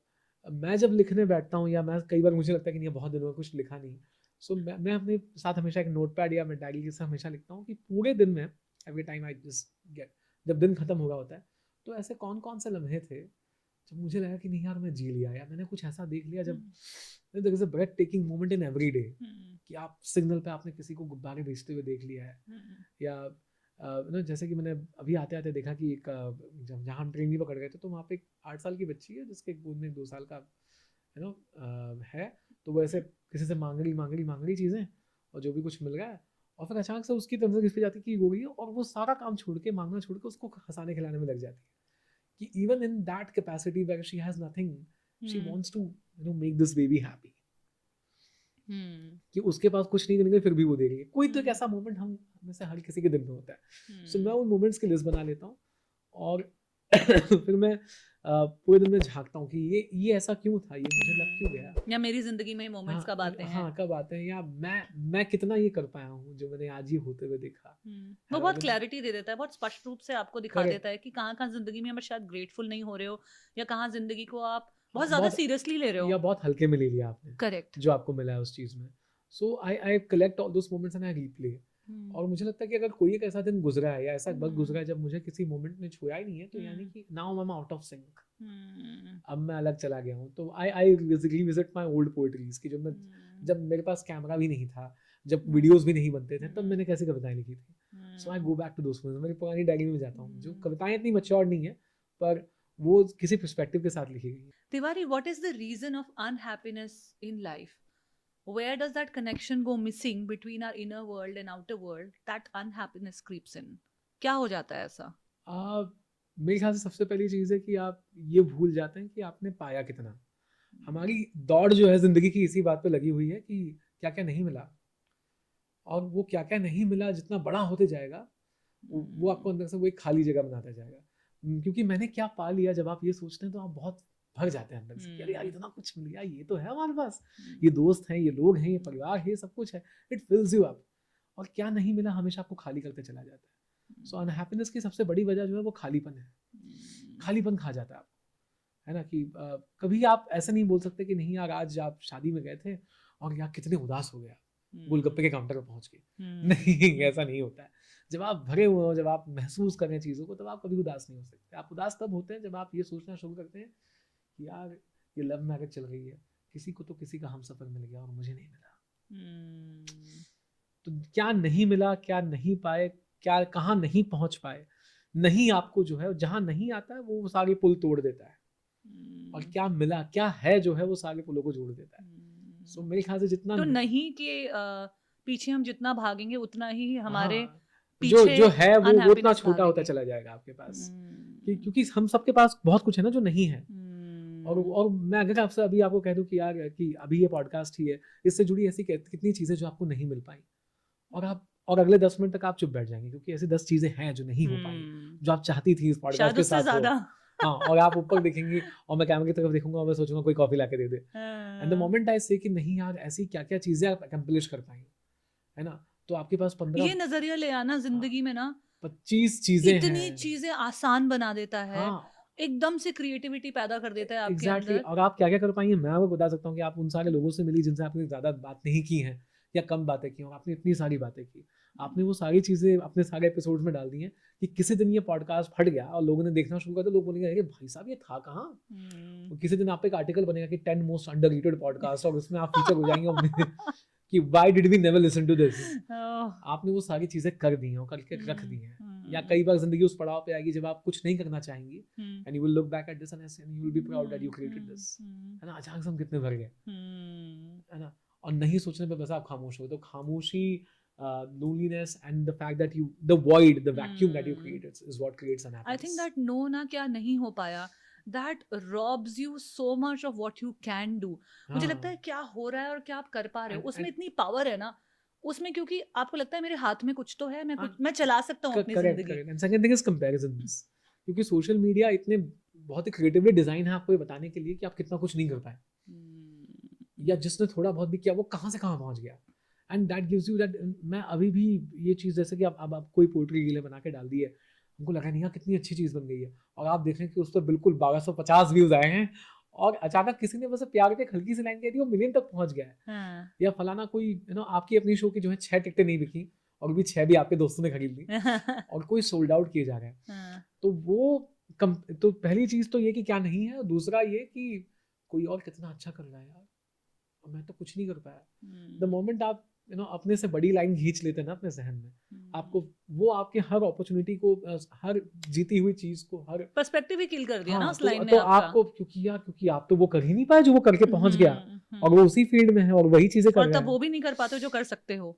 एग्जैक्टली। तो वो कंपैरिजन, और सोशल मीडिया बड़े आसानी से आपको उस स्पेस में लाके छोड़ देता है कि देखो 2.5 मिलियन, समझ रहे हो, तुम देख रहे हो 2575 व्यूज वाले, तुम्हारी क्या औकात है, हाँ तुम क्या ही कर लोगे। तो हम जितना, तो हाउ आई काउंटर दैट इसकी, जब भी मुझे कहीं दिखता है कि किसी का सोल्ड आउट शो हो गया है, किसी का बहुत अच्छा कोई रील चल गया, तो मैं जाके ना वहाँ पे ना उसको बधाइयाँ देके आ जाता हूँ कि द मोमेंट आप किसी को अप्रिशिएट कर देते हैं आप उससे जेलस नहीं हो सकते। तो मेरे किसी दोस्त ने पोस्टर डाला कि यार फलाना शो सोल्ड आउट हो गया, मैं जाके तो गॉड ब्लेस यू और may you get more avenues like this, I feel so happy for you. जब आप किसी को ब्लेस कर दो या किसी के बारे में अच्छा सोच लो, फिर आपके अंदर जेलसी कहीं ना कहीं मर जाती है, कि Shobha ji I am so happy that you are able to do this यार, मैं हमेशा से सोचता था कि पॉडकास्ट करूंगा, आपको कर पा रहे, आई am so happy for you. अब मैं जितने बार आपका एपिसोड या आपका रील देखूं, मुझे वो जेलसी और ये नहीं चीज आती। ना करके ही महसूस होती है। हाँ, ये चीज मैंने भी बहुत रीसेंट टाइम्स में सीखी है, क्योंकि हम जिस तरह से कंडीशन करके बड़े होते हैं, जो हमारे आसपास का एनवायरनमेंट है, सोशल वी मीडिया ऑलवेज है, want to get the higher notch, कि यार we वैसा are कुछ करना है। somewhere competitive and we are always comparing ourselves with the others, and somewhere all these emotions are very real ना, jealousy, comparison, और very pure, very pure, और ये बड़ी जोर से लगते हैं जब लगते हैं तो। क्या मतलब मैं इतना कम हूँ क्या, या सच में मैं कुछ नहीं कर रहा हूँ। हाँ, मैं सामने वाले को ना कमेंट्स में जाके उसको हाँ। मैसेज करके, अगर if I know that person, I call or probably I leave a voice note saying I am so happy, I just saw this poster of yours, यार मजा आ गया यार, क्या किया तुमने, आई ब्लेस, मैंने गॉड ब्लेस यू यार, तुम करते रहो। और मेरे अंदर से वो सब निकल जाता है यार, इसको आई एम तो well wisher, and then that creates a positive effect, butterfly effect हो जाता है। फिर वो इंसान भी ग्रेटफुल हो जाता है कि नहीं यार, इसका तो कोई लेना देना नहीं था, इसने अप्रिशिएशन कर दिया। सो वो, और कई बार आप खुशी देकर भी खुश हो जाते हो किसी को। चलो, करेक्ट। और मुझे लगता है जेलसी से डील करने का बहुत अच्छा तरीका है कि आप उसको अप्रिसिएशन में कन्वर्ट कर दो, हाँ, यू नो। और हमारे लिए बहुत अपने आप को यकीन दिलाना मुश्किल होता है कि हम सामने वाले की चीज से जेलस इसलिए क्योंकि शायद वो बढ़िया है। हाँ, और जब मोमेंट आप उसके उस क्वालिटी को अप्रिशिएट कर देंगे, you are in gratitude and the other person is thankful कि चलो तो यार, पूरी वाइब जो होती है आपकी इक्वेशन और उस पूरी इक्वेशन की और बढ़ फिर आप जाती उससे है। सीखने लगते हो रादर देन जस्ट कंपेयरिंग कि अच्छा इसने अच्छा मैं भी करके देखता हूँ। तो मैं हमेशा करता हूँ, आई कीप प्रैक्टिसिंग दैट। वही चीज़ आपको खुशी देती है। कई बार हम खुशी, आपने कहा था ना, हम क्रिएट कर रहे होते हैं खुशी, जबकि कई बार खुशी देने में भी है। किसी के लिए बेवजह ही खुश हो जाओ ना यार।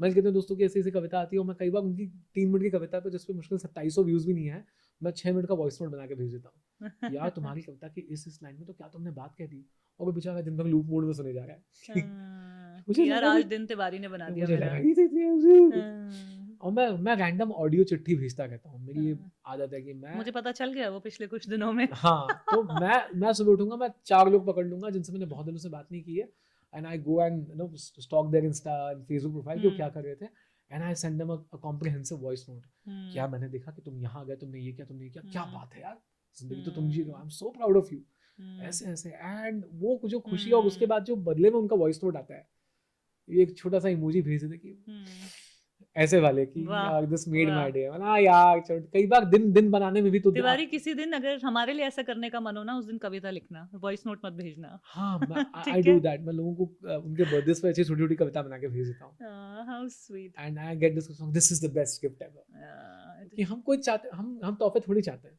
हम चाहते हैं कि लोग हमारे लिए कुछ ऐसा कर दें जो किसने नहीं किया हो, और वो कोई बड़ा प्राइस टैग नहीं होता, वो बस एक छोटी सी कोशिश होती है कि कई बार ये महसूस करना कि किसी ने अपने जिंदगी का एक वक्त जिसमें कोई कुछ और कर सकता था, और उसने वो वक्त, वो एफर्ट आपके लिए दे दिया, हमें वही तो चाहिए।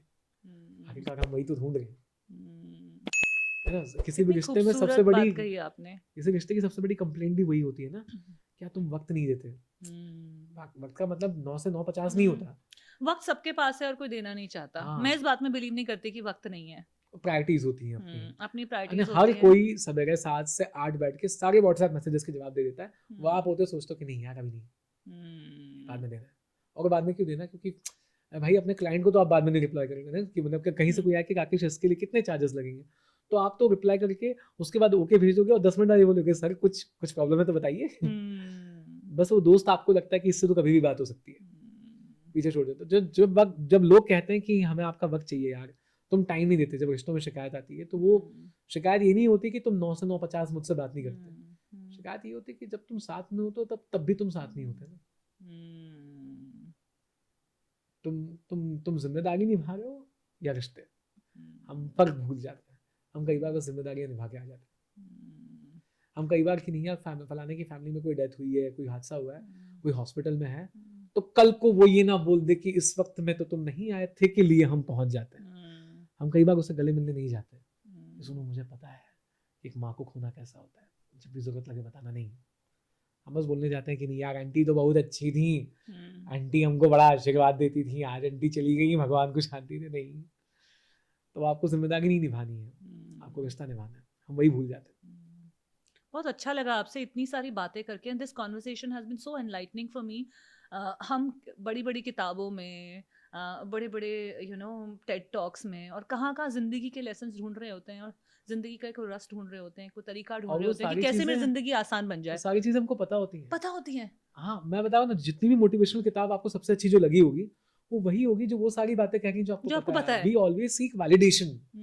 हम वो मोटिवेशनल टॉक वाला वीडियो, वो किताब इसीलिए पढ़ते हैं या सुनते हैं क्योंकि वो सारी चीजों को टिक मार्क कर रहा है जो हम जानते हैं, और फिर we want to feel in this safe space कि नहीं यार, जो हम सोच रहे हैं वो सही है, जबकि वो सारी बातें तो हमारे अंदर ही हैं। हम सब जानते हैं कि उसको कैसे खुश करना है, कितना खुश रहना है। What are your top 3 ways to make that journey within to understand your inner world? Journaling पहली चीज तो, nothing in this world can beat the fact that you are able to write what you feel.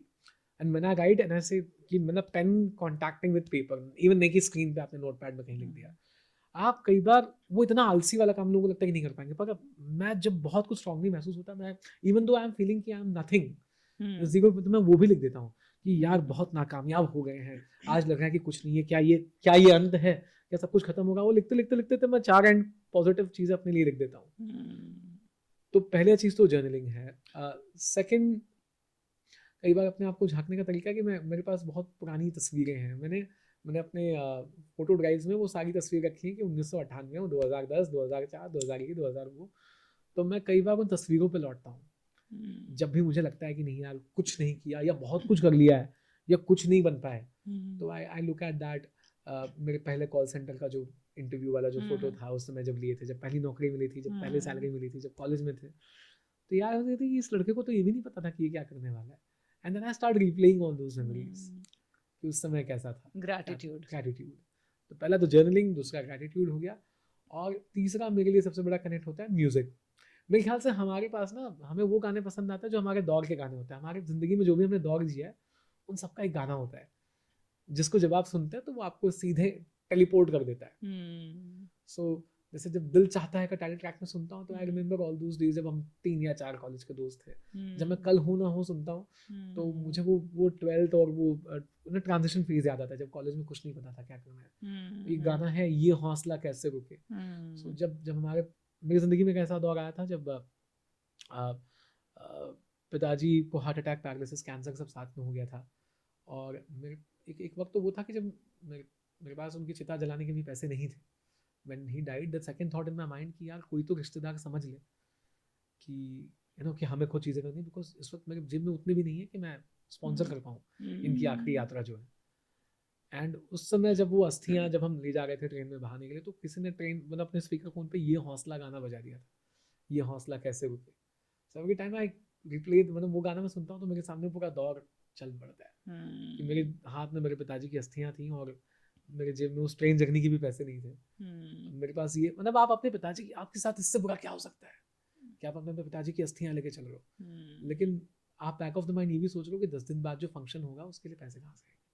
ऐसा है कि गाने जो होते हैं ना, गाने कई बार आपको जिंदगी का मतलब भी समझा देते हैं, और जिंदगी के तो कुछ गाने ऐसे होते हैं जो आपको पूरी जिंदगी कुछ लाइनों में समझा देते हैं। आई एम श्योर आपकी लाइफ में भी होगा ऐसा कुछ। मेरी लाइफ में वो गाना है चलो एक बार फिर से अजनबी बन जाए हम दोनों। हाँ, साहिर लुधियानवी जी ने क्या लिखा है। अमेजिंग। उसकी वो लाइनें जो हैं कि तारुफ रोग बन जाए तो उसको भूलना बेहतर, और ताल्लुक बोझ बन जाए तो उसको तोड़ना बेहतर। मतलब क्या लाइनें हैं, जिंदगी का पूरा साथ 2 लाइनों में आपको समझा दिया। और कहाँ हम लोग सोचते हैं कि नहीं यार हमको बहुत लैंग्वेज सीखनी, जैसे आप कहते थे कि मुझे उर्दू सीखनी, मुझे हम बहुत सारी चीजें सीख के फिर ऐसा कुछ लिख पाएंगे। नहीं, कई बार आपको जिंदगी समझ के भी आप ऐसा कुछ लिख देते हैं। और and that's the power of poem, और क्या कहते हैं, शायरी कह लीजिए या तो आर्ट कह लीजिए, कि वो आप ऐसा कुछ कर देंगे जो आपका अपना पर्सनल एक्सपीरियंस है, पर वो हजारों लोगों की जिंदगी बन जाएगा। एग्जैक्टली मतलब music is such a beautiful thing. अगर आप उसको फील करो, और कभी कभार कुछ इतनी बेहतरीन लाइफ लेसन्स आपको इन गानों में मिल जाते हैं। एक और गाना है कैलाश खेर जी का, वो टूटा टूटा एक परिंदा। हाँ, अल्लाह के बंदे उसकी वो लाइनें है ना कि खो के अपने पर ही तो उसने था उड़ना सीखा। हाँ, एक तो वो, और उसका जो सेकंड पैराग्राफ है वो टुकड़े टुकड़े हो गया था हर सपना जब वो टूटा। तो कैसा लगता है हमें जब चीजें टूट रही होती हैं तो सब चीजें चकनाचूर हो रही हैं, लेकिन जो दूसरी लाइन देखिए आप कितनी खूबसूरत है कि बिखरे टुकड़ों की बिखरे टुकड़ों में अल्लाह की मर्जी का मंजर पाएगा। तो अभी उन टुकड़ों में कुछ दिखाई नहीं दे रहा है, अभी वो टुकड़े सिर्फ टुकड़ों की तरह लग रहे हैं, लेकिन उसमें कुछ ना कुछ दिखेगा किसी दिन। पता कुछ हो ही हाँ, कुछ तो होगा। मतलब क्या बेहतरीन, मतलब जिंदगी का जैसे कहते हैं ना, एक एक आपको लेसन या एक Correct. आपको जिंदगी की एक उम्मीद या जो भी आपको चाहिए होता है उस पल में, एक मुश्किल पल में, 2 और लाइनों में मिल और जाता मैं है। वही करना चाहता हूँ, मतलब मैं, मुझे लोग कहते हैं ना कि काफ़ी कविताएं आपकी सिंपल होती हैं, मतलब मुझे सिंपल ही रखनी है। हम्म, मुझे इतनी सिंपल रखनी है कि कल को कोई ऐसा व्यक्ति, कोई ऐसा आदमी जो कविताएं नहीं जानता है, जिसको उतनी टेक्निकलिटीज नहीं पता है, हम्म, पर वो किसी को मेरी कविता भेज के कहे कि देखो मैं ये कहना चाह रहा था, हम्म, ये वो बात है जो मैं तुम्हें समझाना चाहता हूँ, हम्म। बहुत बड़ा हो जाता है। तिवारी, हमने इतनी इंटरेस्टिंग बातें करी और इतनी सारी ज़िंदगी को बहुत करीबी से समझने और अपनी इनर वर्ल्ड को बहुत अच्छे से जानने और उसको थोड़ा सा झंझोड़ने और वहाँ मेरे से एक लिए तो मतलब निकालने। बहुत वैसे, मैं इससे पहले जितने भी पॉडकास्ट हमने किए तो वो यही बात करते कि पोएट्री टेक्निकलिटीज ये वो, मुझे ऐसा लगता था कि भाई ये क्या हो गया, मतलब ये लाइफ चेंजिंग सेशन हो गया है एक ऐसे। वो जो कहते हैं ना, वो बड़े बड़े पर्सन निकलते कि come and experience something different, ये मुझे तो समथिंग बहुत डिफरेंट हो मज़ा गया। आया, बहुत मज़ा आया आपके साथ ये बात करके मैंने तिवारी। इतनी समझदारी की बातें कुछ 1-1.5 साल में नहीं की है। I am sure when wife watches this कि अच्छा ये कौन सा आदमी था जो वहां जाके बैठा था। हर बीवी को ऐसा लगता है, कोई बात नहीं। अच्छा नहीं। अच्छा, जाते जाते एक आखिरी सवाल जी जो मैं सबसे पूछती हूँ जी जी कि जी। What is your definition of success. इस सवाल के थ्रू ना मैं एक लाइब्रेरी क्रिएट करना चाहती हूँ कि आखिर सक्सेस का सही मायना क्या है, ताकि जो भी मेरे व्यूअर्स हैं जो इसको देख रहे हैं उनको समझ में आए कि हम किन चीज़ों के पीछे जा रहे हैं, क्या किस हाँ, तरीके से इसको देखना चाहिए, हमारा वर्ल्ड व्यू कैसे बड़ा हो सके। तो what is your definition of success. मेरे लिए सक्सेस वो है कि मैंने कई बार लोगों को जिंदगी से जाते हुए देखा है, झकझोरते, कई बार ऐसे उंगली उठाते देखा है कि यार तुम बड़े नॉर्मल से हो, है ना, कि क्या ही अलग है, क्या ही खास है। तो फॉर मी सक्सेस मीन्स, या वो फीलिंग है कि everyone who has ever known me, connected with me, और इवन नोन बाय एक्वेंटेंस, कि कोई मेरे साथ ही बैठ चुका हो, मुझे 10 मिनट के लिए भी मिला हो, या मेरे साथ रहता हो, मेरी बेटी हो, वाइफ हो, दोस्त हो, जो भी हो, they feel proud of this fact कि वो मुझे जानते हैं। वो ये गर्व से कह सकें किसी को भी कि ये जो पता है, इसकी जो कविता है, मैं इसको जानता हूँ, मैं फोन लगाऊं, देखो अभी तुमसे बात कर लेगा, है ना, यार ये मेरे पापा हैं, तुम जानते हो, ये दैट्स माय हस्बैंड, यार मैं इससे मिल चुकी हूँ, आई नो दिस गाय, यार बड़ा सही है, you know, I have sat with him, मैं इसके साथ बैठ चुके, हम लोग कॉफी पी चुके हैं, पता है। Their eyes shine when they talk about you, But you know, and I they think feel proud of everybody, this. I think everybody who knows you, who knows of you, who has met you, 100% says that about you. And that's what success is for me. कि कल को नहीं पता यार कि इस कविता जिंदगी भर चलेगी भी नहीं, कि क्या पता 1 साल बाद आप कॉल जिंदगी करेंगे। कब तक चलेगी यही नहीं पता। हाँ हाँ, क्या पता 1 साल बाद आप कॉल करेंगे, मैं सच में किसी कॉल सेंटर में कॉल ले रहा हूँ कि आज नहीं, यहाँ शोभा जी लौट तो गए, शिफ्ट में वापस जाना है ब्रेक के बाद, ये नहीं रहेगा। लेकिन द वेरी फैक्ट कि आपको इस बात की खुशी होगी कि हम और आप साथ बैठे, हमने बातें की, और यू नो कि क्या हम मिल सके, और आपको इस बात की खुशी रहेगी कि हम और आप मिले, यही सक्सेस रहेगा कि एक दिन शोभा जी क्या आनंद महिंद्रा से मिल चुकी हैं, है ना, और उन्होंने ये बात कह दी कि I met Rakesh and I felt so good meeting them. मेरे लिए सक्सेस वो है कि जो भी मिला वो खुश हुआ, और उसे इस बात पे फक्र महसूस होता है कि वो मुझसे मिला या मुझे जानता है, फिर मेरी सक्सेस किसी भी मेजर में ये है। Rakesh, I wish you all the success, सारी सक्सेस, सफलता, कामयाबी, जिस भी फॉर्म में आप चाहते हैं, मैं चाहती हूँ हर फॉर्म में आपको मिले, और आप यूं ही लोगों को हंसाते रहे और इमोशनल कराते रहे। शो में तो आपने मुझे इतना रुला दिया, हाँ, बीच में 2-3-4 बार मैंने जरा पता नहीं, मेरा ऐसे हो जाता कहीं है, मेरा मेकअप खराब तो नहीं हो गया। 2 कविताओं में आईलाइनर निकल गया पूरा आपका। पूरा निकल गया ना, अरे यार आपने बताया भी नहीं, थोड़ा शायद जमा नहीं, लेते वो काफी उसको। रॉ लगता है ना फिर एकदम वैसे। बट चलिए, जो भी किया हमने दिल से किया, जी। और बहुत सारी ज़िंदगी के ना इंपॉर्टेंट लेसन्स होते हैं जो बहुत ही सिंपल आसान तरीक़ों से शायद हम इस कॉन्वर्जेशन में बात कर पाए। Thank you so much for joining me on this podcast, and I wish you all the best. बहुत ही प्यारा एक्सपीरियंस रहा, और जैसा कि ना कि आप ये कहिए क्योंकि आपको शोभा देता है ये। आप ये करते रहिए। हाँ। एक ये लाइन और एक मुझको राना जी माफ करना, ये 2 लाइनें मैं जिंदगी में इतनी बार सुन चुकी हूँ जिसकी कोई हद नहीं है। ये तो क्लीशे हो जाता है ना, कुछ बहुत ही कुछ नाम क्लीशे हो गया है कि आपको ही शोभा देता है। क्या ये आपको शोभा नहीं देता? नहीं देता। नहीं, पर please keep doing this, because देखिए अब इस चीज आप मेरे ख्याल से हम सब करते हैं कि इसके बाद जाके आप हर हफ्ते भर में नंबर्स देखेंगे कि कितने लोगों ने सुना, नहीं सुना, वो मैटर नहीं करता। पर आपने एक ऐसा कॉन्वर्जेशन लाइब्रेरी क्रिएट कर दिया ना जो बहुत लोगों का क्या क्या कह सकते हैं कि उसे फॉल बैक हुआ, कि लोग इन कॉन्वर्जेशंस पे लौट के आएंगे। इसलिए नहीं क्योंकि बस वही उम्मीद है, अगर हमारे दिल से निकली कोई बात किसी और के दिल को छू जाए, बस उससे ज्यादा क्या चाहिए। उम्मीद ही तो है जो हम बांट पहले सकते मुझे हैं। लगता था 200 व्यूज आए, 500 व्यूज आए, 1000 व्यूज आए, फिर मैंने सोचा यार 1000 लोगों ने तुम्हारी बात सुनी तो शायद सुनने लायक ही होगी ना। और उन क्या 1000 हुआ में अगर से बहुत सारे लोगों ने नहीं सुनी तो? उन 1000 में से कोई 10 लोग होंगे जो बिल्कुल गिव अप करने आ चुके थे और उन्होंने ये सुना और उनको लगा नहीं यार एक कोशिश और करते हैं, हम्म। हम किसी के आखिरी मतलब कोशिश की वजह कितनी बन गए बड़ी हैं। बात है ना ये, और हम सोचते रहते हैं रोज यार इतने नंबर नहीं आए, वो नहीं हुआ, ये नहीं हुआ। हाँ, मैं तो अपने आपको याद ही लगाता हूँ कि यार कि 6 साल से एक बाप बेटे ने बात नहीं की थी और मेरी कविता सुन के बाप बेटे गले लग गए। तो क्या पता मैं इसी दिन के लिए मैंने कविता लिखी थी। मेरा एक एक्सपीरियंस था कि जब एक कॉल सेंटर में एक लड़की आई थी तो उसने मेरी 2-4 वीडियोस देख ली थी। I was working at that time and I tell you कि मतलब कई बार कुछ एक्सपीरियंस आपको बता देते हैं कि शायद इस दिन के लिए तुम आर्टिस्ट बनो। तो उसने कहा कि यार can you write a letter from a daughter's perspective कि आपके कि daughter who has not spoken to her father for a very long time and she wants to convey that. मैंने कहा होगा यार इसका अपने पिताजी के साथ कुछ चल रहा होगा अनशन। तो मैंने बेटी की पर्सपेक्टिव से सुनो पापा ऐसे लिख के मैंने कविता लिख दी। तो कुछ हफ्ते 2 हफ्ते महीने भर हो गया, मैं बोला पता तो चले पापा ने क्या बोला। सो मैंने कि तो मैंने फिर एक दिन उसको ऐसे ही टोक लिया, पकड़ लिया कि मैंने so Jenny what happened, what did dad say. I don't know but he must have felt good. Must have felt good मतलब then the day you gave me that poem, Sunday mass I went and I placed it on his coffin. So I realized कि अगली मतलब कि my father passed like around a year back और हमारे बीच में ज़्यादा बातचीत होती नहीं थी. And there are so many things I wanted to tell him that I could never. And he was a lover of Hindi poems. तो आपने जो लिखा मैंने वहाँ जाके रख दिए. And I felt कि यार सारा सक्सेस, सारा व्यूज या जिस चीज़ के पीछे भाग रहे हैं सब एक तरफ. क्या पता ऊपर वाले ने इस दिन के लिए कलाकारी दी थी कि एक ऐसी लड़की जो जिंदगी भर अपने पिता से बात नहीं कर पाई, उसके और उसके दुनिया में जो नहीं है, उन दोनों के बात करने का मीडियम तुम बनोगे. आज वो एक कागज की चिट्ठी है जो क्या पता उसके पिताजी की रूह आके पढ़ के जाती होगी, और एक बेटी जिसको इस बात का सुकून है कि उसके पिता के जाने के बाद ही सही उसने अपने दिल की बात कह दी. उस एक कविता को लिखने के लिए तुम कवि बने. कई बार मैं अपने आप को चीज़ याद दिलाता हूँ. कितनी गहरी बातें हैं और कितनी खूबसूरत बातें हैं, और मैं सोचती हूँ कि ये बातें इतनी खूबसूरत क्यों हैं, बातें इतनी गहरी क्यों हैं, क्योंकि सिर्फ नज़रिया ही तो है जो बदल जाता है इन चीज़ों को देखने का. और मुझे लगता है नज़रिया, perspective is a huge thing in life. Motive बहुत अलग है ना.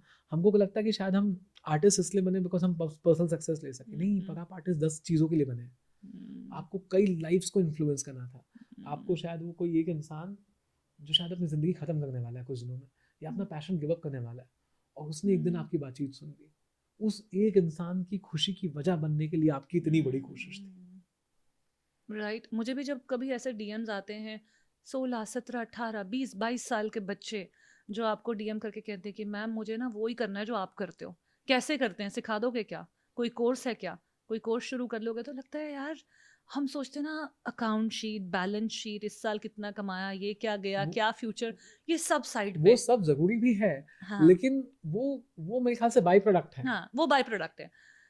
उस मोमेंट में रियलाइज होता है कि नहीं यार, आप किसी और वजह से भेजे गए थे. किसी और वजह से भेजे गए थे, और शायद आप कुछ और करने के लिए इस जगह पे हो जहाँ पे आप सिर्फ उसको बहुत छोटे तराजू में तोल रहे हो.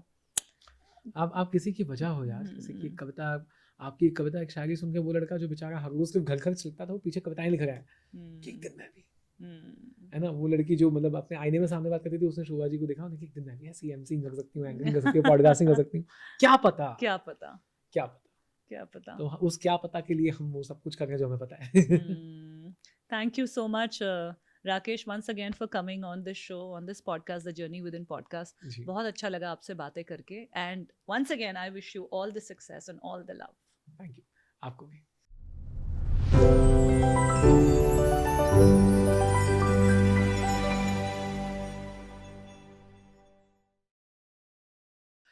यार देखो, लाइफ में अगर बहुत ज़्यादा स्ट्रेस है तो स्ट्रेस को नहीं हाइप कीजिएगा. बहुत अच्छा सुनने के बाद आपको लगा तो कमेंट में बिल्कुल टाइप कीजिएगा, और ऐसे वीडियोस आपकी ज़िंदगी बदल सकते हैं जानने के लिए सब्सक्राइब कीजिएगा. यहाँ तो चाहिए. बिल्कुल. क्यों नहीं करो यार, करो.